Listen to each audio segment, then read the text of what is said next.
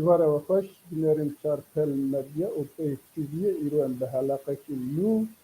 و دم میوان خواه هیجا لمیوان می جاره نوکی برینه هر دوی جوانن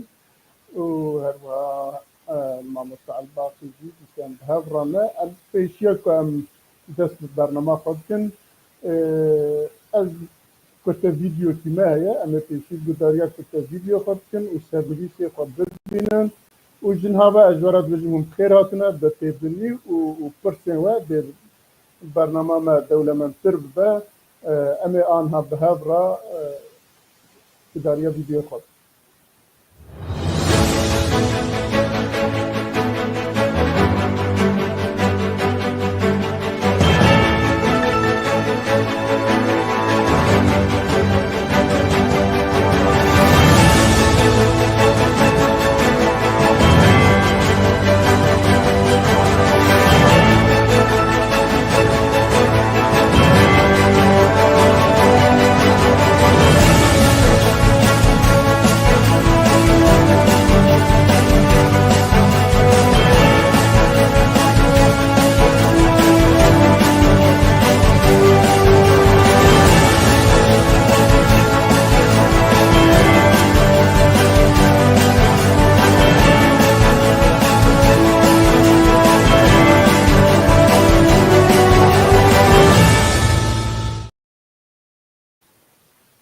بله میوان ما هر دو میوان ما اگر بینن اکران دیگلک پاشده بله لیلاس رسول در سراسر شعبار هاتی و هر وها عادل سلیمان سیاست مدار لیلاس رسول هم چالکوانه و هم جی بجنچ ادب زانه اوکی خدا هر دو جی جوانن جارها بلا مگوبرا اوکی کی نوبه صورت نورن امدی جوان اوین پنجی شش هفته سالی گداریا و نکن امیرو گداریا گنجاب کن ما مستعل باقی اگر تبکر بی میوان مجی بدین ناسین به تماشاوانم دیگلک باش بله تماشاوان هیجا تماشاوان پیف تی وی و چرپل مدیا و انت بخیر و خوشیاتن وگو که مردا گوت هر دو میوان می جوانن زي دس بعادل بكم عادل سليمان دي صالح 1907 وشاران ده للشنقالج دايق بويه او جمال باتا كي ولاد باريزي بابي وي پشمرگبو ده شورشا گولاني ده پشتش كستنا شورشا گولاني كوچبر بونه هاتنن سوريا لروجاواي كردستان لور لگندكي بجه بونن ناوي گند خربي بجيه ورخوندنا خویا سرطایی تواو کریه پاشره چونی باجار حسیچا ورخوندنا خویا بردوام کرد تا گو کت انستیتویا آماده کرنا ماموستیان جی تمنی گویکی بچوک درباتی تفگرا سیاسی کردی بو جی تمنی خوی 18 سالی لورجی بلاوکن پارتیان کردی دخوندن لجبینن پارتیان حاضر دبو آمده دبو بسال 1993 دبو اندام پارتیا وکهوی یا گو بری دهات ناسین بنابه پیشورو پاشر لوی هریم خواب بو کت پلیا هریمی انجی منطقی وک اندامتی پارتیزان دست سال 2015 کوچ بری ولات نرویج بویه جوی دمی حطانا لنرویج دمینه سال 2016 بوين ونري بارتيا وكهوي دخوجهية أنا كسيدة لنرويج ويرورو 2024 بوين ونري دولة اسكندنافي هي أنا كسي وقت جيجري سروك ده كوميتا أنا كسيدة يا دولة اسكندنافي تبدارم كاك عادل مباش خوند درباري سپاس گلک سپاس دی کورتج يعني عن زمان زود سپاس كم تمام باش هوالا بيا جوان ليلاس رسول خلكي مي قام شلويه خلكي روجاواي كردستان هي سال 2001 دايق بويه دو سال 2019 خوندنا خويا بكالوريا تواو كريه جبر سدمن مشختيه كوجبريه دست بجخوندنا خو بردا لإيرو رول ولاتي ألمانيا بجهد به لیلاس جی تەمەنێکی بچووک 15 ساڵی دەست بنیفساندنا تۆرەیە کرد چ بزمانی کوردی چ بزمانی عەرەبی ڕۆمانە وێ یا پێشی دی تەمەنی 18 ساڵی دەرکەت بناوێ سەردەمەیە مرۆڤ و جیهوار دوێ دەما داویدی دو پەرتوکên wê li Qahîra hatin çapkirin wego me got ya pêşî sermediya mirov û cîwarê a duwemîn hîn dengvedan dijene her du jî zimanê erebînin lêbelê sê destnivîsê wê henin îroro yek bi kurdî yek kurte çîrokin û êdin kurte çîrok bi zimanê erebî ye û romanek wê êdî jî hazir e zimanê erebî بێگومان کەچەک جوانێ گەرەکانە خوندنا خۆ ئەڵمانیا جی قەدینە و پێشەرۆژی جی ئەمە هێویەک دکن گۆ شتێکی باش لیلاز دەرکەوێ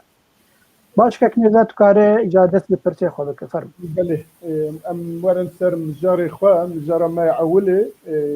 اگر هوال بين ورن سر اكراني بله انجام جبينا سروك مسعود برزاني و جنرال مظلوم عبدي ام زانن حتى بوري رجدار مسعود برزاني و هروها جنرال مظلوم عبدي لأربيل يجي لهوليري جبينكي شبيشياوي دا بردف يجي او تيكي مسعود رجدار مسعود برزاني شو بو خاموش له شو له مظلوم عبدي بيت و هروها بيسا انا كتير بيت لسروي داخوازي مظلوم عبدي سردانا رجدار سروك مسعود برزاني كر ولوی هفدیتونه کی چیکرن دوی هفدیتونی ده البت هنه کی دنگیوی بدانه دنگیوی درکتیه و اوکیه ام تخوازن برز عادل سلیمان اگر بکار به لسر معلوماتی چه معلوماتی هل سر بی هفدیتونی و پشتوی چه بو چه قومی هم روجاوای کردستانی هم درو دورن دن هرچه دن کردستانی قوم اگر بکار بهنه کی بحث بکه و پاشی امی ورم بیجن پاشی ایجا هفدیتنا رزار مسعود برزانی و انا کسی پشتوی چله هفاتیه چه پیکاتیه بحث آمتی باشده قال لك سباس وغالي دلال از بكورتي بيجن بري از سر چونا جنرال مظلوم عبدي چونا كردستان خوان بخوندنا حكومات عريم بتايبت سروك مسعود برزاني جنرال مظلوم عبدي دو وقتك هستيار دهات يعني نو وقتك نورمال بو شما في وقتي دهات وصلن اگر امنرينا سياسي لي بنرن يعني ايرو هيزا لشگري سوريا ده امكارن بيج هما قدغي يعني چين ابي وقت اجبر افريزا عسكري الروج ابای کردستانی یعنی سوری تمامی اگر حسدی به یعنی هد شی به ابحث هيز إلى سر عردينه نج مصلحة دولتي رخاندنا بشار هات رخان نج مصلحة وانا هجر يك حد طرفه يعني مقابل هذا السكن يعني شركنا بنا وانده روبده جبرولو سروك مسعود خست بنيشر بمظلوم عبد الروني او خست هولير وشو هولير تيرونيش از وقت نرينك جير نرينا طبيعي ادبينم اگر سروك مسعود جير داف ياكرن في طرفك عسكريه يعني ايرو روشا سوري قش عسكري حتى رخاندنا بشار اسد ما عسكري هات رخاندن سياسي هات رخاندن جبرولو طرفي عسكري ايرو بس تشتغل يعني تشتغل الجهات السياسيه وازد بينم هجر سروك مسعود دخوازه نزيبوني دنابرا انا كسي وهسدي دشيكه هجر ببه تشجيرات عسكريش انجمنان اجتماعي كردي جبو ديالوكا بيش روجي سوري شي ببه وقت قواتك عسكري هسدي البيش انجمنان اجتماعي كردي هجر هەگەر هەڵهاتنە کوردی چێبوو وێ ئەبەیە ببێ هێزە عەسکەری پێک هاتەیە کورد لە کوردستانە ڕۆژئاوا بشی ئادن ئەس بەهەوەرم سەرۆک مەسعود وەک تەخطیطە خەتتینە و پەیوەندیە دەولەتی جیران مهم تورکیجی مهم دوێ نقطەیە هەگەر بان وەک ئەو دیعاەتن هەگەر بان ئەندامی پەکەکە ژناب هەسە لێ دەرخینن ڕێ بدرێ هەگەر کاربێ پێشمەرگی ڕۆژی دەرباس بکێ هەگەر وی شەڕی تا حدودی ئەو تا ڕۆژئاوا و باکوور هەگەر پێشمەرگە تێ خوردێ وێ چاغی وێ بریزا تورکی بێ و ئەو اتهامی تورکی بێ هەگەر پەکەکە بردێ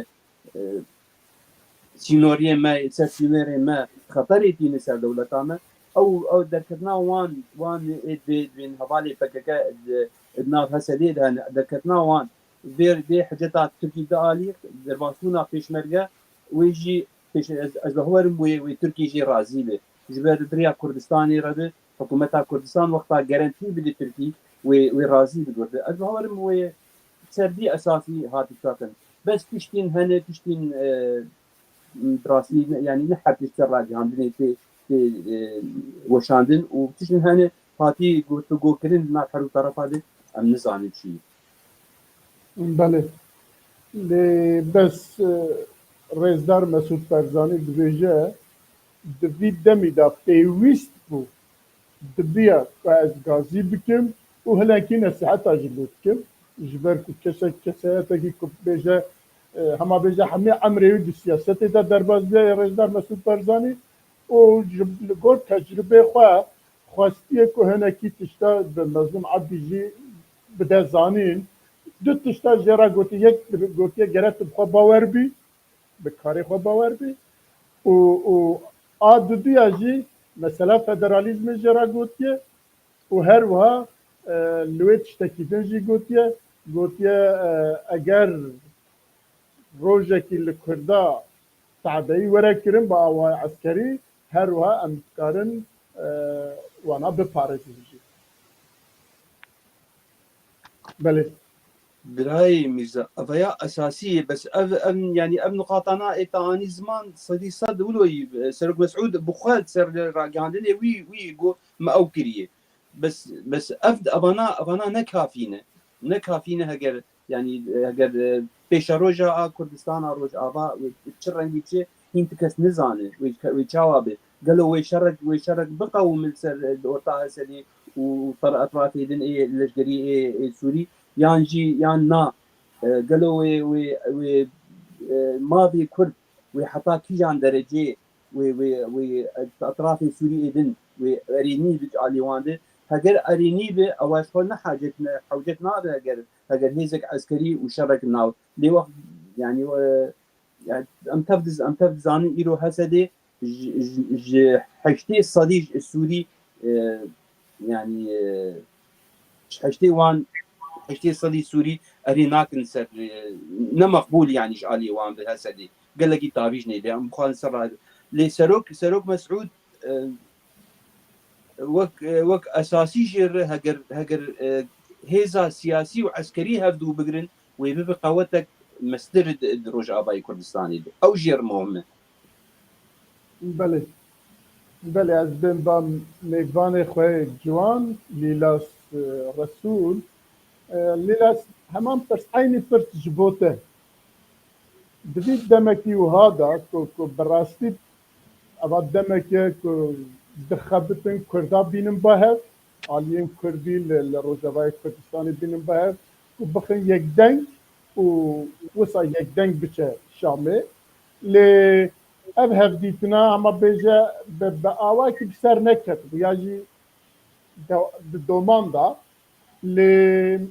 Rêzdar Mesûd Barzanî jî dît ku rewş nazik e rewş pêwîstiya wî bi serokekî bi ewkekî netewî heye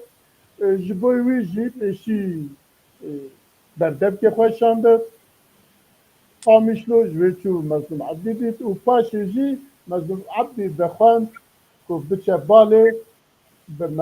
bi Mezlûm Ebdî re hinekî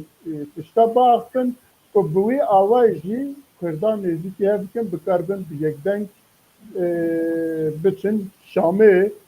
îca cenabê te ya çawa şîroveke ya tu çawa dibînî wek gencekî wek xortekî çi pêwîstî bi van hevdîtina dibînî براسي دەستپێک ez bêjim ev civata Serok Berzanî bi rêz bi Mezlûm Ebdê re rûniştinekî pîroz û ser gelê Kurda û me gelekî taxê Kurdî dîtin Rojava gelekî kêfxweş bûn vê tiştê û ala Kurdistanê ala Hesedê hat rahiştin ev bû yani daxwaza yekîtiya Kurda ev e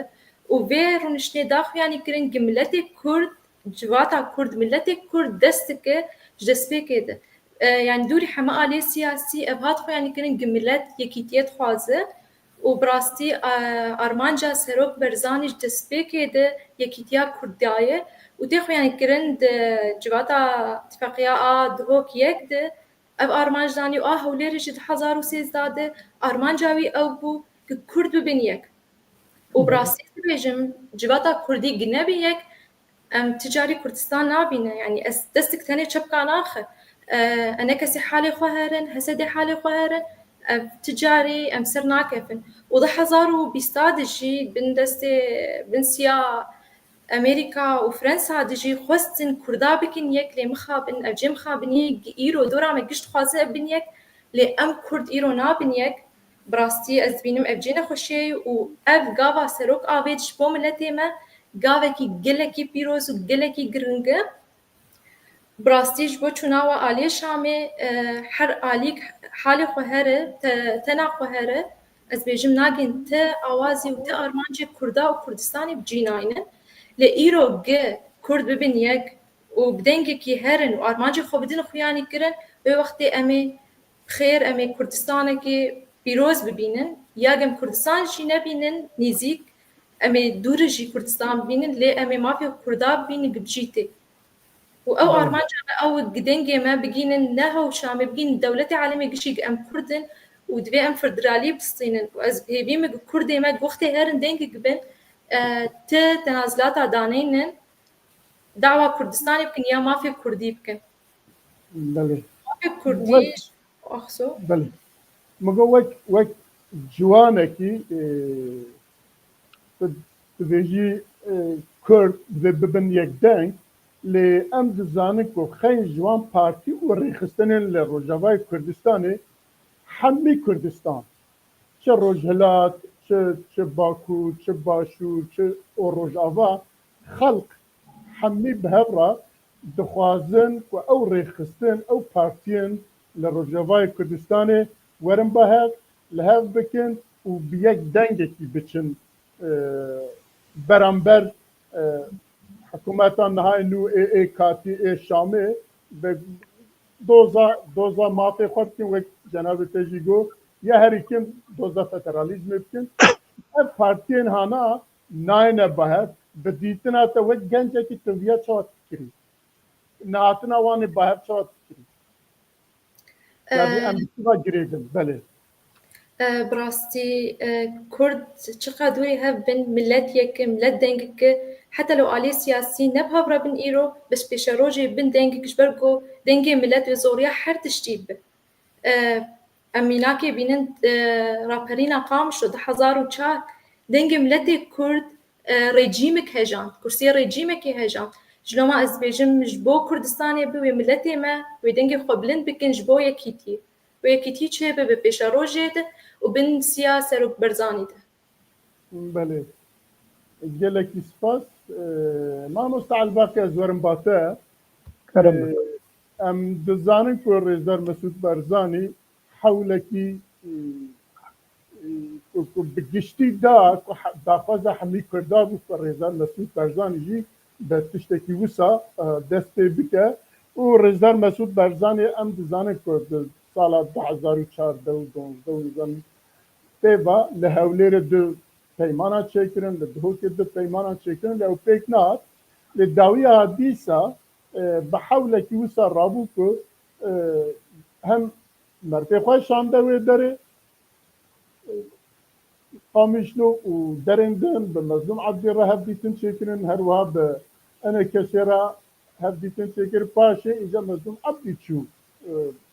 داخواست کرن کو بچه با رئیسدار مسعود برزانی لوی و مظلوم عبدی جی بی او کی کرد و رئیسدار مسعود برزانی جی بجه به آواکی گم پیشوازیا ویجی کریه و لوی هلبت دانستاندنن کو ام نزانن البت ده هبه لتشتك حتى انها هاتنا كتير مديا كردي ودرندن رئیسدار مسعود برزانی یک گوتیه دیگه هم یک دنگ بچین شامه داخوازه هی تشتی کریه و گوتیه دیگه داخوازه و فدرالیزم به سه گوتیه که از پیوا که منتوه عاجزم بیاب کار نینن که منتوه نینن و هر وها تشتی دنجی او کریه دیگه ام کرد بیا چواب بنرخینن و بچه گرانی قیمت بدنی. بله. سپاس کک مرزا تبرسل جدا تپرس کرد تبرسل دا براستی هر دو هوالین هجا عادل جی ولی لازی تشتنقل لکی باشانین زمان ده قبان يعني هولدانا كك مسعود برزاني جميج بي يعني او جهد ده روجافاي كردستاني وتبقى سياسي كردي وتخوازن كردي يك دنگ بين وهولدان وقو تجي كرم كرو ليلازي آني زمان قال لك هولدان چيبون بيمان چيبون هولير يك هولير دو هوك يك وبيدا ما داويج 2020 امريكانا كتنا كردا دكو وكري كفتنك چيبودنا برا انا كسي و يا بيانكي اري او بارتي انجريداي بي ديف جو هو افهل او يك دنگي عملتي كرشي ببه بيگومان اف چاپی کفتنا نابرا كك مسعود برزاني و كك جنرال مظلوم عبدي تشتكي بيروز بو وقو ليلازي اني زمان ملتي كرد حمي بو قشبين قو اجاوي دنگكي كرد بتنج روجافاي كردستاني دركبه بدوزا ما في نتوية ملتي كرد لشامي بك بيگومان اف مسألة گفتگوین برا هر دو سروکان ده ام بیجن سروکک مسعود برزانی و جنرال مظلوم عبدي تشتنقل لك باش يعني زمان جبر او دزانه كك مسعود دزانه او ترسبونا روجاواي كردستان جي اريشن تركيا به فوي تخص كارب بب وك مروبكي دنا برا ام بيجن تركيا و روجاواي كردستاني برنگك جرنگا وقال لك شيرت براستي شيرت وقال لك بيشينيار جدان كك مظلوم وقت نمونه يعني مثلا انه بلا او كونفليكتا مزندنا برا تركا وكردان نمينه كاربن او يبكي و بيش مرقي روج دي بيش روجي دي او ببن هقرن بيجن لشكرن روجاواي كردستاني وكي ديجي مثلا هبونا بكاكيد نابرا هسديد قرك اوجي تنببه يعني قرك دستي خوجي بكشين برنگك جوني جبو برجواندين روجاواي كردستاني جبر بيهاوي دماكو هرن شاميجي دبي يك دنگ بن يك هلوست بن كوك كرد هردو هوالا جاني زمان وقتا يك طرف تاني هر شامي گفتگوية بك وبيگومان ومثلا قلزبه ما في ملتي كرد ينتوي وقلزبه جبر بيهاوي جو حردو بهفر بيك دنگ بيك هلوستو يك شاندهرن وبهستربه بيگومان مثلا عسكري ايرورو قالك بيونديد نعبرا هسدي وام بيجن اف جروبا ياغو يرو ده سلادار اللي شامي تشيدبن او مسألة عسكري مناقشة دكن لمسألة سياسي جي اگر شاندك سياسي بو تبقى سياسي كردي هذا شامي بحمي تشتي ما في نتوي وبين سر ماسي داكو بيچس باندن پیشروجه ده دستورا سوري ده بيگومان قالك سيجنال جي دوه مسألة ده هات کرن بري گو كك مظلوم بسروك برزاني بجوه وقو مديت كك مسرور شو تركيا او سيجنالك بو داكو بيجا اردوغان بيجا حكومتا تركيا ام دخوازن آشيتي نابرا تركيا و ام بيجن ملتي روجاواي كردستاني اگت تيبينيين وهبن امكار به مسألة چارة سر بكن مثلا هسه جي پیشرو جهون ترسكي جيد بينن امكارن بكن برنگكي دي مثلا هسه نمينه مثلا وقو ما قلت يبكي بيشمرقي روجاوا ببن يك هز او جي ام جارانتيه دن تركيا جو تجاري ايريشي سينوري وينكن وكاربن ببن هريمك اشتيانج بو تركيا جي وهر وكي يجي ملته كرد روجافا تشتي خود بيك ورينه دبيجن يعني تريتا وقو بلسر راقهاندرين جي بيست شاوكك مسعود للدافوسي بوزير دربية سوريا كاتي شيباني الجفية وشيباني دوزك ليكر قوتكك مسرور قوت ام حزدك انت سردانك جوار الشامي يعني اف تفقر هاني كيف حمي تفقر سيجنالك باش دن ملتي كرد قو براستيجي ملتي كرد قو يقدن بنورن شامي بيك هلوستي تشتكي باش بدسخينن بما في ملتي كرد بدسخينن وكك مسعود هاد بيفينا خويا داويجي بكنال الشمس ري يا روكي جيربيجن تشتك قلت باش بالكيش جو درباري حقي ملتي كرد ملت برتايبتي ملتي روجافاي كردستان جو بتشرنجي بشتوانيه ودك وبتشرنجي حزدك جو بيشروجي دي ما في خمسه وقربكن دفي دما هستيارده جو ريجيم هات هرفاندن وابدا سلاداريا نو هاتيه لدار خستن وكرد بيجومان بهيزن دما جو ببن يقدك بلي كتمر بله دبي وارده هناكي برسنه حتى انها هاتنا ام حزن اجا 1% بين برسبا ام بدن باشترنا ده ما مستوى بلي فرموك چپرز بالاتك شان دي امكار مي سرك اللي چند برسنه من نخوان دي اگر كاربن بين اكرانه كامي قلتنا كك مصطفى كالباك بمسعود برزاني بحثا ستاتويا كتايبات جبو كردين سوريا نكريا ده هفديتنا ده بيقومان يعني اذكارم برسفاي بدم كك ميرزا يعني كك مسعود حرتم دبيجي دفي هلوستا ملتي روجاواي كردستاني او بخو بيجن كا جبر حر روشك حر ولاتك تايبت منديه ويهنن يرو روشا ما كردي روجاوا نمينا كردن باكور انجي باشور انجي روجلات بيقومان تايبت منديك ما هي سهري ما كردي هنن بهريما جزيره هريما كوباني هريما عفريني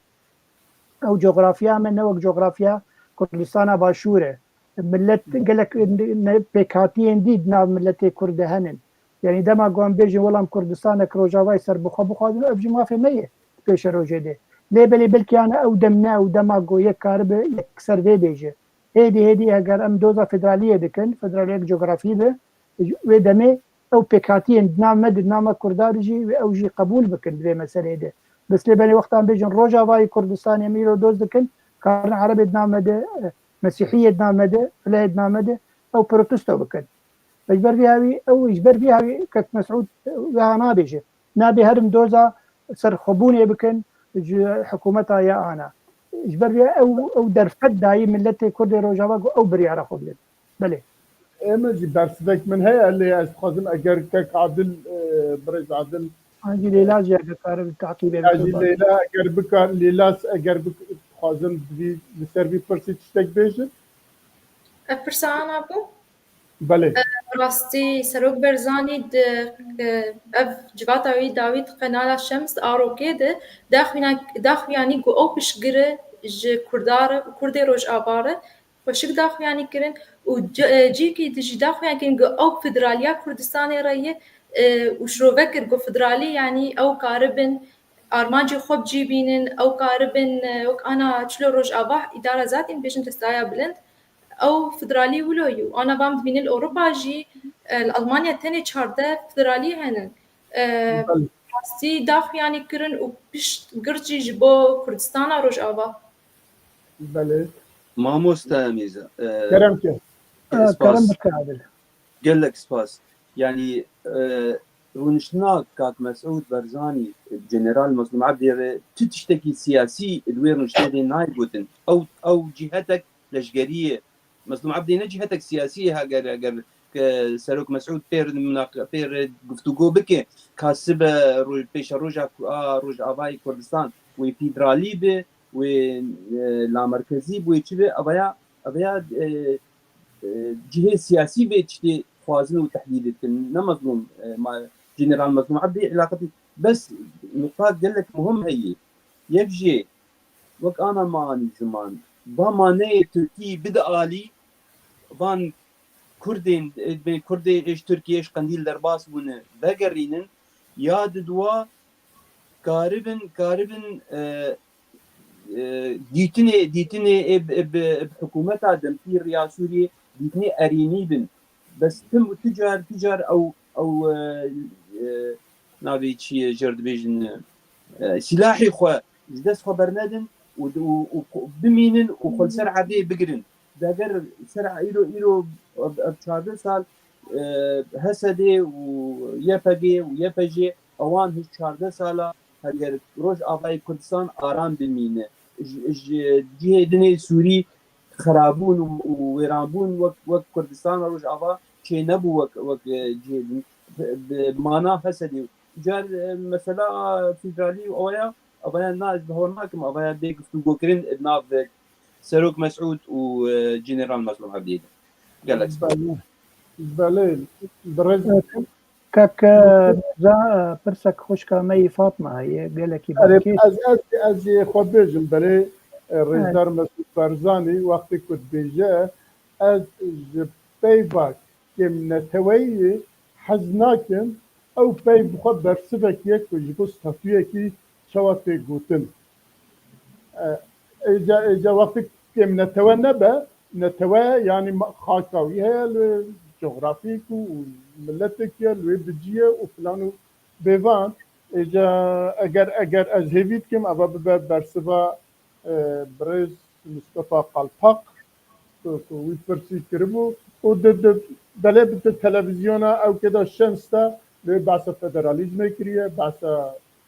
کمنت و بونه کریه کوچه حزنا که اگر بخوازه ام تکارن جرا وین او کیجی بشینم بله گلک سپاس بله مرزا برسا خوشك فاطمة دبيجي حتى تشاستي كك مظلوم عبدي وكارب واغوتني غوغوتيش كك سروك مسعود دو بيك بينا يعني او باوري او چندی او درفت هی گو پیک بینه کارم مش خوش کا فاطمه ربيجم سري ويمه هي سري ميه يكي مهاد دوا وانا كسي ببارتيين تينا كده بيرونين بيغمان يعني يرو ببين نبين كك مظلوم او بلكي كارب كنترولا مثلا نبس عسكريه سياسيه كيمانيه بيديدك يعني او كاره زوري لكسن كان بيجن مع مستر صالح مسلمه ولا الداره ولا الهامه كيف كسن سياسيه جو كارد كان كارد زور الوابك انه باي ما بيمانك انجي ما قوتنك داير سروك مسعود قرك ام وانا كسيل هبين ببن يكشان يقدنك بيقومان يعني هجر نكجي خوشكا فاطمه تشتكي يروم بهيز يعني نمس لا داخوازا كرداتنيه داخوازا امريكانا وفرنسيه وحتى المانيا جيه وبيدا ما داوي انجليزي جي درباز مسر خطي همي وقت دولت النامتوي دخوازن كرد يك دنگ بن يك هلوست بن كاربن تشتكي كردا بيكورين دبي دما نازك ده وخيايه خريطه هريما رجلات نابين وبيغو هرتن جبر بيها هوي هل يعني ولدان ددن بو كرد كاربن من يك دنگ وتشتكي بيك بينن بكيمانيش بو خلكين روجاواي كردستاني بله دبين جاري دا پرسیدن هبون نزانم والله قالك برسي چا استنگي هي جو كرد نابن يك اري اوجي براسي پرتكي بالكيش نظام اگه حدو هوال تخوازين تعقيب بكن كومنتار بكن كارم بكن يما بيجم يعني قالك استنگي نمينه چندي استنگي هبونجي قالك حردو عليجي يعني ام بيجن انا كسيجي وعليه بينا كيجي جهبدو بخون يعني داخن حردو برجوندين ملتي كرد دين التويد ديكم برشعبي خوا نه برجوندين بارتيتي وبرجوندين شخصي ايرو دم قالكي نازكن دم قالك استيارك وافدر فتش دسي متشو براستيجي وكارساتك مزن بالسرسري ملتي كرد حتى صالي ديتر خوش كافاتنا دي صار بيج مثلا قنديل يعني كقنديل قرق قنديل جي فعم بكي يعني او كسن دستهلات دار لسر بيدي لهندري روجاواي كردستاني قرق او جي يعني كيف بكهن دم هاتيه جوهرتين قرق او جي درفتي بين خلق روجاواي كردستاني كاربن تشتكي بيكورينن يعني هجر بدست وابه او هجر لجور هزري وابه مثل ديمقراطية براتيا ملتان أنجي نتوا ديمقراطي يعني مسألة طوباوي جرا كان بدنا عليه إيرورو برجواندية ما كردا أو أم نتوا خوا لبيتخن أم ما في خوي كردا بدستخينن هل يا هاري جرينجر بله نعم هذا هو اللي كاربن درفتي بخوازن كاربن اگر برز عادل تشتكي كتبيجي هي اس اتخوازم كردي بيجم اگر مثلا الهفاتنا كردي جرك معجله نكن هيدي امي ورنا ويترسي ام جانب الدور عم تشيل به ام شعبي ما الدور عم به شعبي ما الملة السوري تجين كي منتوي السوري يعني جبر وك علوي تخوازن درزي تخوازن عربي دن تخوازن في ام انا بانا ام جعبيري بان تشتابل يكبونا كردي ويببه هجر جبر سي بيمان هبون بيمانا هولير والدوك وبيست 2020 حردو طرف جانب والقلك خالد تمام كرن يعني ما تشني بتشوك اوجي ويتيل بدين هف لإيرو الدم هاتي جوهرتن يعني إيرو رمشنك إيرو يعني الهفاتنك إيرو نوك آدو 2020 ونوك آدو 2023 ونوك آدو 2024 جبر روش دش هاد جوهرتن هجر بري السر بريفا برنا روش آباد بتو جود جنن إيرو أوايا خد نما يعني أوايا نما هجر بيشاروجا السوري أبمهم أبايا ماي يعني هيزي عسكري دبهوريا مده روشا سوري عسكري نما كسبن ليدنا عسكري شينا بتشتك برز عادل او مجارك ميدنه هي عمل سرو مجاري باخ ترم هذا تبع ليلا خان تشتكي كتبيجي هي السربي مجاري براستي جيم خابنيك حتى أنا كردي ما نبونيك و وقز دسبيكا شورشا سوري أمبانت كن يكيتي ودستايا بلنشيبو ديسا أو سروك نمونه شانج كردار ببنيك ودولتنا بدولتي قشت ببرا كرد ببنيك أمي كردستاني بدن وبس أولي كرد ببنيك أبجيم خابنيك حتى أنا دولتنا بدولتي بخوازن بين آلي كاريا كردي بكن نزاني هن كيشان آلي هن آلي أنكسي هن آلي هسدي براسية بجيم خابنية وقرك أنا وما مستعد الباقي جو حرت الشي بدن آلي وأرمان جو كيشا ملتي كردا لين برجع بيخو أم نكارن ديسا أم 6 صالي بمين الوك أنا أف 6 صالي ما جوختي كردستان بوي برشا حتى أف خلق وأف خان كياما أم نكارن بمين براسي جيم خابنية أنا دبي وقتي دنبنيك أز بيجم خوش بشتا قال لي كردن آلي كنبنيك بله جلك سپاس كاك مرزا كومنتارا جوهار ممو هي تشكي بالكيش دبيجي اما بيجي في بشار خلق اخويا ده من خوان دبيجي شام وتركيا قالكي نزيكي هفن يرو هفقرتنك ناوا خورتشي بويه بلكي او قبول نكن حردو بهفرق وفيدراليزمي نبدن كردا يم جمانا من او خوشكا جوهار يعني نبس يرو او اكتوري بيشي تركيا بيجمان او جيران سوريا ليبل يرو هجر تشتك لسوري شباب بدستي امريكانا بدستي فرنسيا بدستي المانا يعني قالكتر جوج دستي تركيا بيجمان باندورا تركيا هي لسر فيدا صلاة داريا نو يا السوري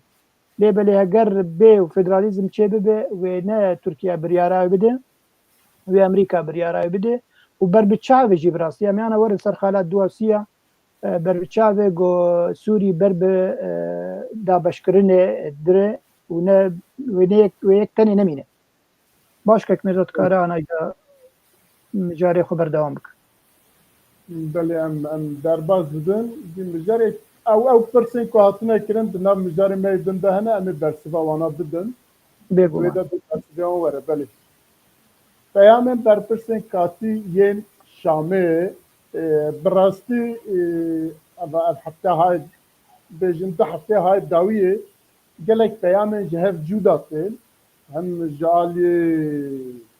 احمد شرعه هم جعالی وزیر وان دفاع هم جعالی وزیر وان دربا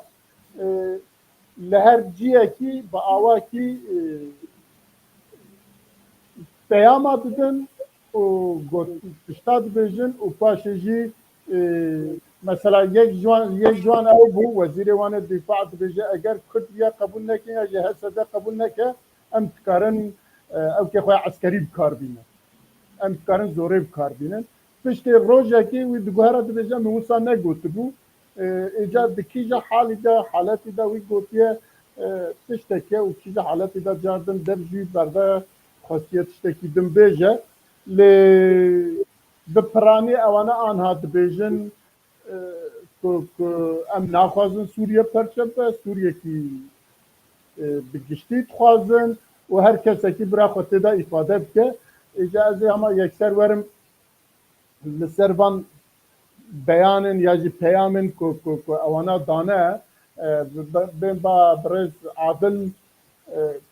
كاجمرات شديجه قال لك سباس ماموست ميزا اگر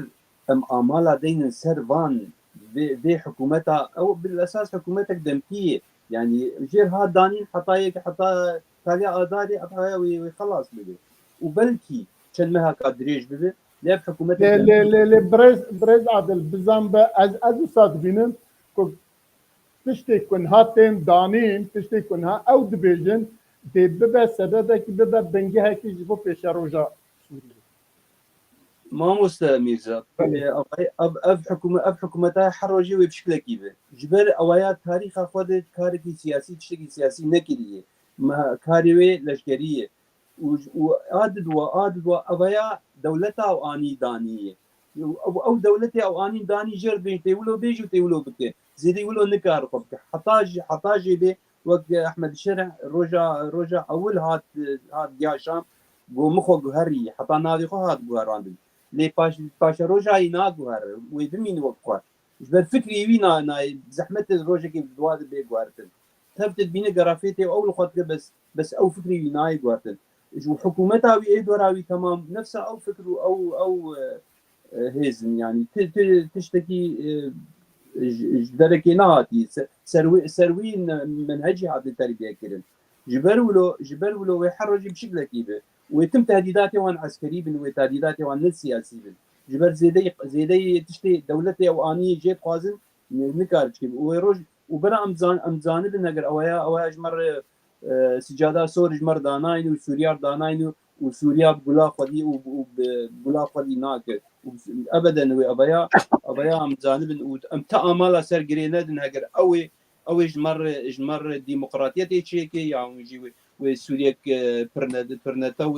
لا مركز مرشيكنا ابايا ند برنامجي ويدي وند برنامجي اجير هاتي داني ندوي برنامجي دي زيدي مستواوي ابايا بله گلک سپاس برزلیلاس چه بیجی اف بیان وانن کو یا جی پیام وانن کو ددن احمد شرعت تشتكي دبيجه پیامك ده پشتوي بيجن وزير وان الدفاع تاراستن تشتكي دبيجه وفاشي گوتانا خاط پاشوا دگره وزير وان درو درکتیت دبيجه بله کرد زفت عدای دیتنه لی امی دولت کسا آوا بکن و هر کس تدا خواه ببینه تدا خواه افاده بکه و وقتی چنه ترکیه تشتکی دند بیجن وقتی چنه سعودیه تشتکی دند بیجن ور حاصل جنابتا چد بیجن بود براسي أجيب مساعدة الرمم كشعبي مال دسي دجمني ما بودوكو تني دجمني خدا بن أم تجاري كردستان نابين أم ما في كردين نابينن جدربي كردستان ما في خوك كرد أم تشتري نابينن پیمانی وی گش مخابن جم خابنیه دبیجن برا حسده چاره سر ببو هزه لشکری وی تبی مبن يعني كرد برا بيتشك بمينن وت نموناي ويناك بشروجه ده ما في كردان هذا وقام بين حتى انا عفرين سريكاني جريس بي دستريجيا وسرواي وسر ملتي ميه وبراستي ما في كردين نداي خو يعني كنا مثلا بيجه امي زنارة عربي اختي هاسر كردا جنسيش ما كردا هات ستاندن قالها ولو نك نقولتي مي تش نستعمل بدن ملتي كردي يا امي ما في واب جيبين يا امي زماني كردي بهيدن الباجاري خوب خوينن هاو قلتناد بيجن بتشكي خودينن وتبي مبن براستي جيوي جي نخوشيج مك كردارة بشي أقع خوين مداني بريوا أم كاردكن أم جبو قضية خدكن وجرابرينا قامش لو خياية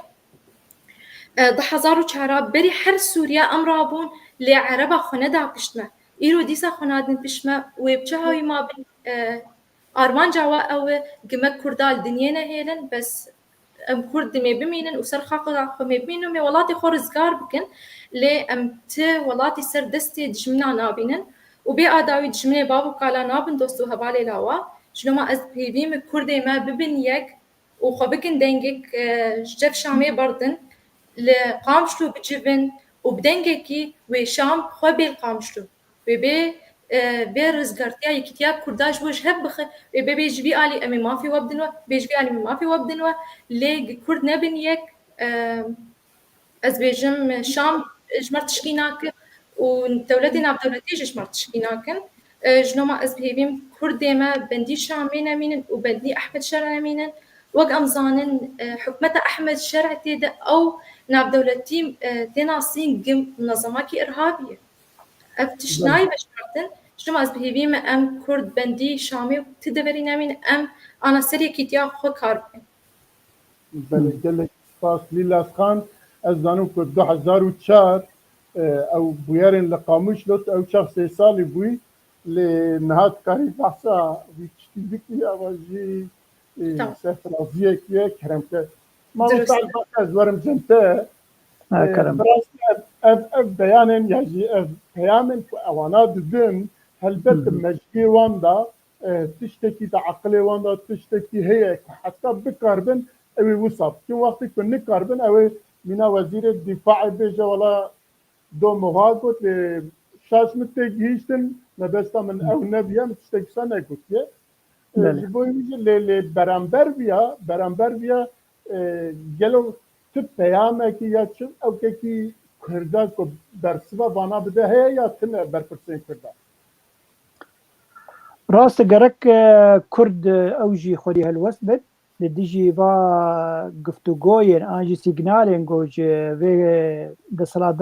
دسالداریا کاتید تی درکتن گرک هلوستا ما کرده هده تایبتی هلوستا تبگرا سیاسی کردی لیبلی از درکی هنگی از جدا با گور حردو حوالا ایرو را دسالداریا هاتیه نجبر خواه هاتیه هم دزانین چی دولت پشتوانن بلانك ناف دولتية أمريكا إسرائيل حتى روسيا تركيا حتى دبيجن دبن ماصيدا إيران جالي كاريا وكر برجيم بشار الأسد بروخة ديمك يعني وقت أمريكا أنجي أوروبا في أحمد الشرع جناب حمي أوبوزيسيون سوري هل بجارتن وآنين دانين ده وقت صلادار ديمك باش بديني بكيماسي وأوجي سيجنال داد في تسبيكي ده گو امره حکومت کاتین اجبو سیمها لیبری کار بردوام بکه دریج بکه کار به 6 ماه کار به سالک کار به 5 سال دو وقت بیجا دستور 3 سال بنویسید مهل بجارتن کار 4 سال دی چه به دمک او عمره وی دوی 8 دی گرک 4 سال اگر 3 سال بن چند سال بن گروپ ها دوک د سالدار لسوریا بمینه فایده کی جبک الوکر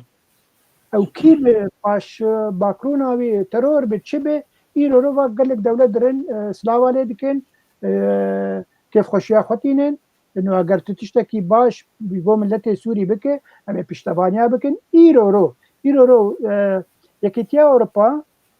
جو او عقوبات لسر سوريا هيدي ام سبك بكن داكو ملت سوري يعني جيان ببرنجك يخشك ديمك يعني اجي سيجنالات ده اوجي سيجنالات ده جرك ام فرصتي جدسي خونك نقرنك عادل يعني ام مديت وقتها شرع دروجة اولي جي برسين انجي بياما خدا واس قبولناكم جو فدرالي سوري شي ببه ويرو جي بشتي جو بكك مظلوم عبد رونشت جو اس قبول دكم جو هريما كردي يعني قالك ده سلاداريا فرح تربه وكلا مركزية بدن كرداجي لا مركزية يعني بلا حكم لا دسته شامل تاني ده بكك ميرزا يعني كاره وهريمه هي او خو يعني دسراداري خو ابا بكك يعني تدينه ولو يعني او جوتارا ويا سياسي تي جوهرت بالي كرداره وقتا شيباني لسر بلاتفورما اكس بكرديت نيفسينه ملتي كرد ملتكي يعني جوانيه كده جواكا سوري وملتكي تعده خواري وامي ما في جرك بين لبي وجراندن السيجنال انقلك مزنن وبيجو مان جرك امجي زانبن يعني ابدا سلاداريا انا كاتي قلك باندورا تركي السر هي ببي نبي او چندي خونيزيكي كردا بكن چندي زانبن چارة سر كرنكي او دو زانب جو كرد نتوا دوامين لسوريا اگه مثلا كرد چارة سر بو لسوريا اف جروبات اندن چل درعا به چل سويدا به چل لاطقية به والناب علوية بأفتن چارة سر كرن جمع جبر عربي هبن كارن برحتي ابدو راضي بكن ليه نراضي بونا مزن او دناب ما كردا ودنا بيد سلاداريا هذا جرك ببيرنجي ام كاربن سودية كي بقرن يعني ايرو حكومتها دسلاداريا لشامي قلسه ام چندي قزنج بكن ما في خوا ام كاربن تشتي خوا بدس بخينن دفيدا ما يدجي قالكي باش به اريد ما كاتي وككمير راغوت ليه بلي كارب بردوام بك كارب بچسبه كارب بسيجنالك جبه شروجيري وقتها دستور بيداني وقتها البجارتن بيداني بما دسبيك ما افسوس دايق بلتي كورد جرك ببيرنجي ام ما في بديني ام كان جي بقرن يعني دبي وقت تشتك ناف دستي مدي يعني ما فق ناف دستي مدي ام كارن بسروي اعضابكن دبي شروجيري دما كو براستي حكومتك الراس بهالبجارتي ببي بسلادار الشامي ببيرنجي كت عادل وخشكا ليلان جرك ام فرصاح يعني شاو درفتا قزنج بكن جوا درفتا قزنج بكن يعني قزنجيه جي بقرن بداكو ببي بنجهج مري امسر عفالك بلك اكمل مثلا عفريني ببي بس الزيجي بيج مثلا عفريني ايرورو بريارك هاتي ستندن او جروبين شكدار بيجي عفريني حميوي دركبن بس ويبمينن بس لشكر وك عسكر الشرطه يعني تاني العفريني او كهربن بس اداره ملت بكن ارجي جابك بيروز هاجا براسي هاجا الراس يعني كسي جوجوتبو يعني يكي لور خدي دبي العفريني خدي دبي وقتش تاتي بريار كرم وزير الدربه تركيا يروز بيانك خدا بله او شكدارين لعفريني وداروا دوري ايه دبن او كيواندا دناف دناف هيزا عسكري سوريا دا جي بكرة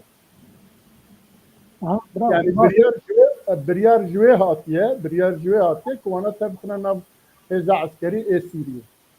بله كلكي باشو يعني باش ملتي عفريني بكيماني وينكي آزاد بالبيدا ميدن بله ام اگر تشتكي ده بار معادل خواذ باخر من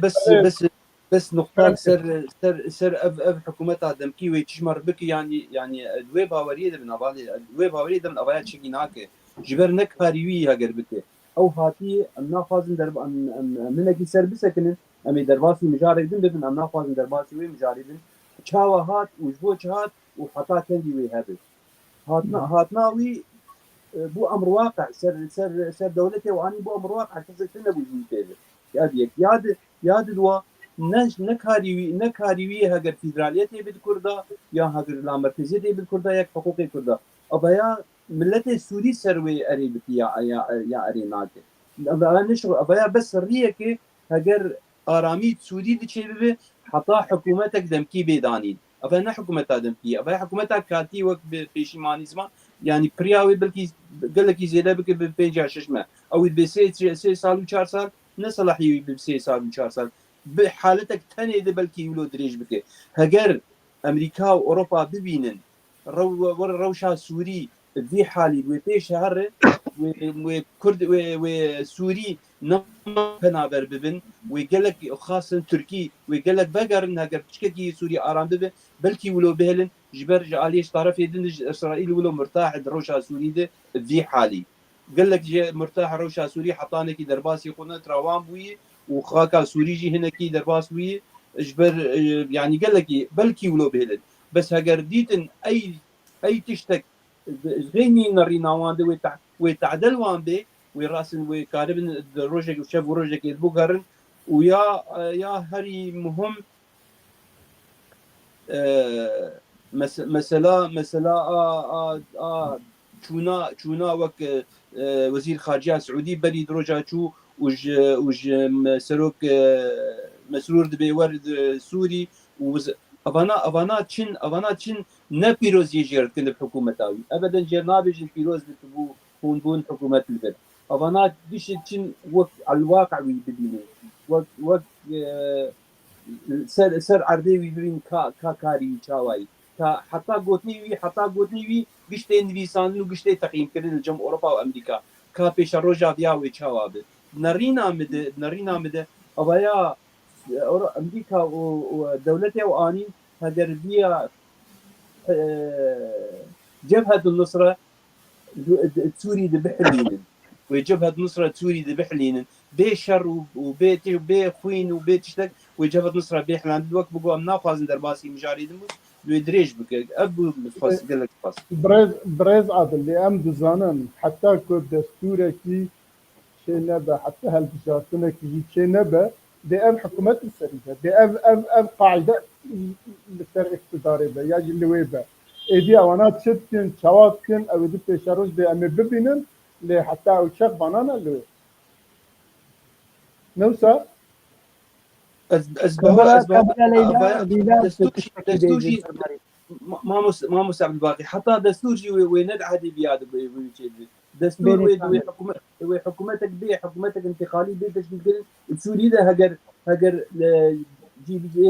تكهاتي سوري كيش تدبن ويشاغي دستورك سوري بيداين هجر تكهاتي سوري دش مشارك بالنسان ناوي دستوري ده زانه كك عادل از تشكيش براي خربيجم بلا تماشا بدك باللي لاسخان تشتكي بدي مسد خوازم بيجم كك ميردا يرو روز هنجي كارد كم دكاري سياسي بوزيسيون عرباره زانه كك ميرزا شد بيجن عرب يعني ابدا سلاداريها جرك كونغري اجامين توي نافندري سوريا ده هفتيه اولي گوده سلاداری استندل گرک و دمه چه کرنا و بریار بو جموا گو چه بکن لی بله هنک باندور دولتا گونه هنکی لپاش بخ ایرو کمیتک آمده کرنن بلکی کرد تونه بیجی کارن با کنگری خلدار خن و حمید شتی بریاره بدین و بیا السلام علیکم یا کردا عیشه و نج تشتکیتنا کک عادل گرک ام يعني براستيجي ام سياسه مدار بد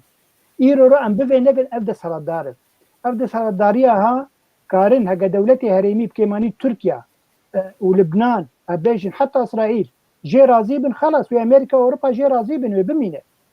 يعني جرك ام فيجي زانبن ام فيجي وقت بلان بي ديخن برشعبي خو وقت سياسه مدار وقت بقرا سياسي كردي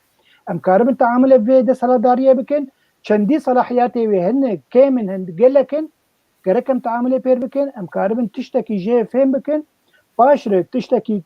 راس شی بو لسوري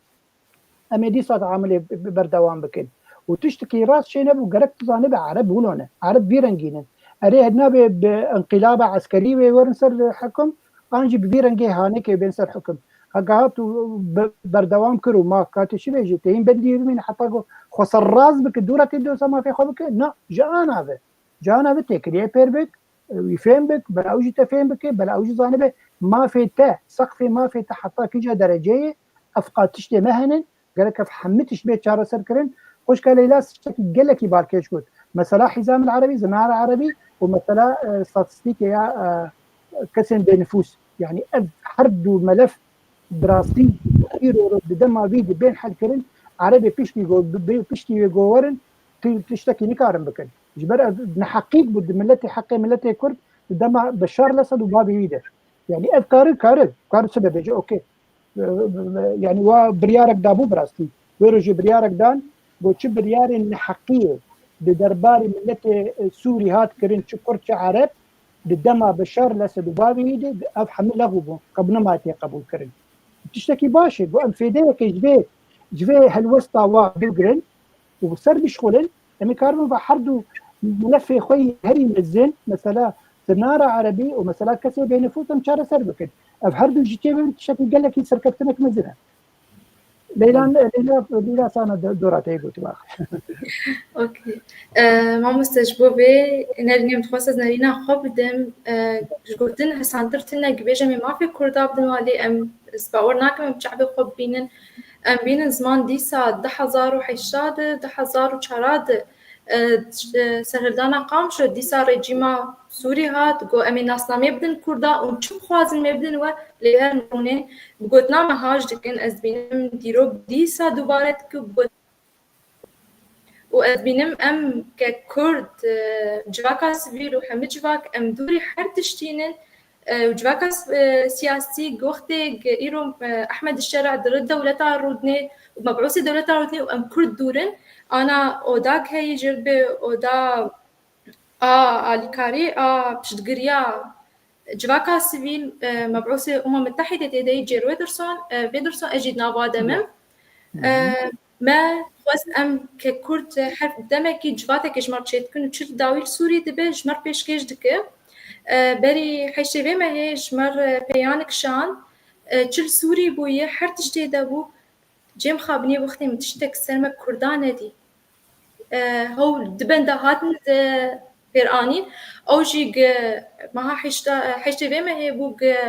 انا هنا هزي تشكدار عفرينه دهنن ويواجه درخن والمن بجي انا بشكي نخوشي تشد بجبرجو هزي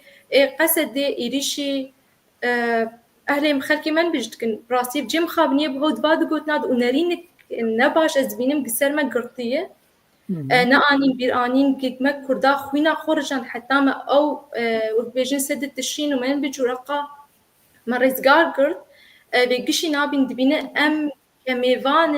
ميفانن جراندر باسي من بجبونن دبي نمويه دي ولو شاندبو وبراستي دجباته دجي ما تشخيسي ما دعوه حقي كردي كر قوتنا دقو اون برچاك سورينن و اون پیشروجی دونی پرچاک سوری بن افتنش مردا خویانی کرن براستی گوتنا جیر بدرسون جمر نجی خدا بو و جین خوشیب و جمر وقتی ام کرد بین آلی درخستنش حمدشتی از بهبی من ملتی می کرد شیار بنش بیتشتی و دوری با جواتی نبدولتی نمینن خودر باسی واب برگو ابز مینم مافک مایه که ام پرچاک سوری بنش مافی مایه که ام حمد جواتا حاضر بن و ام آمده بن قال لك استاذ ليلى او که بیجن لگیر پیترسن چند روز بره گوتنا کی دنه کربو جبو مافی کرده بیانه کی دناب گوتنا ویده بیانه کبو او که کبو ما بیانه ویده گوتنا کبو جبو مافی کرده از دیجبه تکز دکم لیلاز گیر پیترسون جنرویجه انا نزيك جبينك ما بير هي باورم هالوستاوي درباري كردا وما في كردا لسوري قال لك زلاله او دبيجي اگه چاره سرکرنك لسوري چبي دبي ما في كرد مسو غرب به دبيگو او راپورته گو دد دستوا حميد شتيت ما بيجي لبلي نزيك از باورم تشتكي باش به وميكار راغي ما مستمادم لیلاس دوی گروبی ده biraz zor bir de ser ger Peterson ملفه كردا ما في كردا مسو ger bike و بده خيا كرن بيقومان يعني تكاري يعني تكاري تشتكي باش رابورتك باش مقدمين جيري جير بيترسون وجبو كاربه براسي ما في كردا غير بمين جبر انا وحتى بخجي بلكي نما بمين وقت برفرسه فايل سوري لداب دولة النافنتويده بريا خباتك باش كيش برام تيرا خوين بريانا يعني خباتك تخوازي بمينه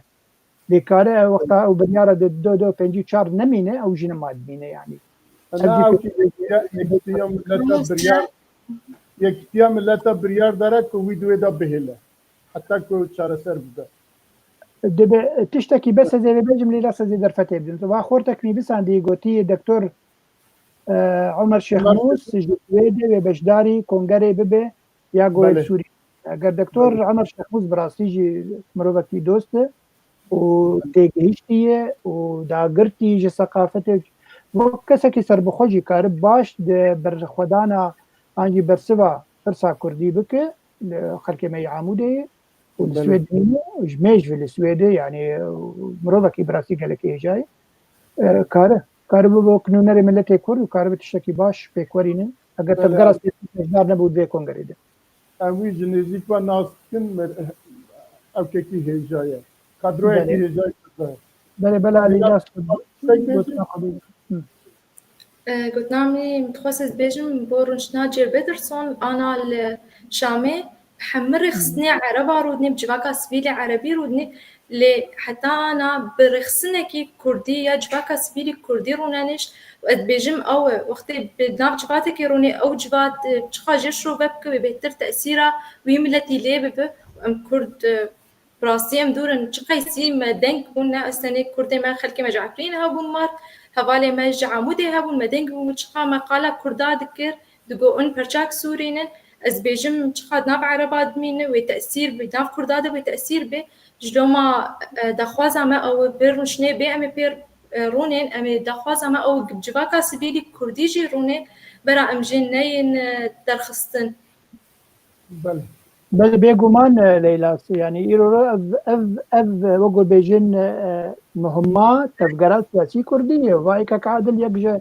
أنا كسي يعني أمجي هولداني الدنقو أنا كسي بيش بخن قاربن دحمي جواكا حاضر ببن بس بري أنا كردي ما دي أنا كسي دي قلق جارب غير بيتر شرو نشتنين ودوزا ملتي كرد السوري خوشك جير شرو بكرنين دما الجنيف بو دما دستوري دي يعني حتى بيرو بنشتن يعني انا كسي ازبي خوش دزانم يعني وكاركي باش كربول قد ويجبيني دور ناخذ بيجي او مثلا دي بس تدنا في جروبي دي تكار إسارة بك تكار جيرسي نملتي كرد كاني ما في كاتشي نرينا تد وكنو نري دولة النابنتوي دنرينا دولة عاد دنرينا اوروبا امريكا ده ما في كردات بيشروجي تشب كار تكار بيجي. بله اگر تشتکی دن نمابه ام درباز کن بچون خالا خواه سیا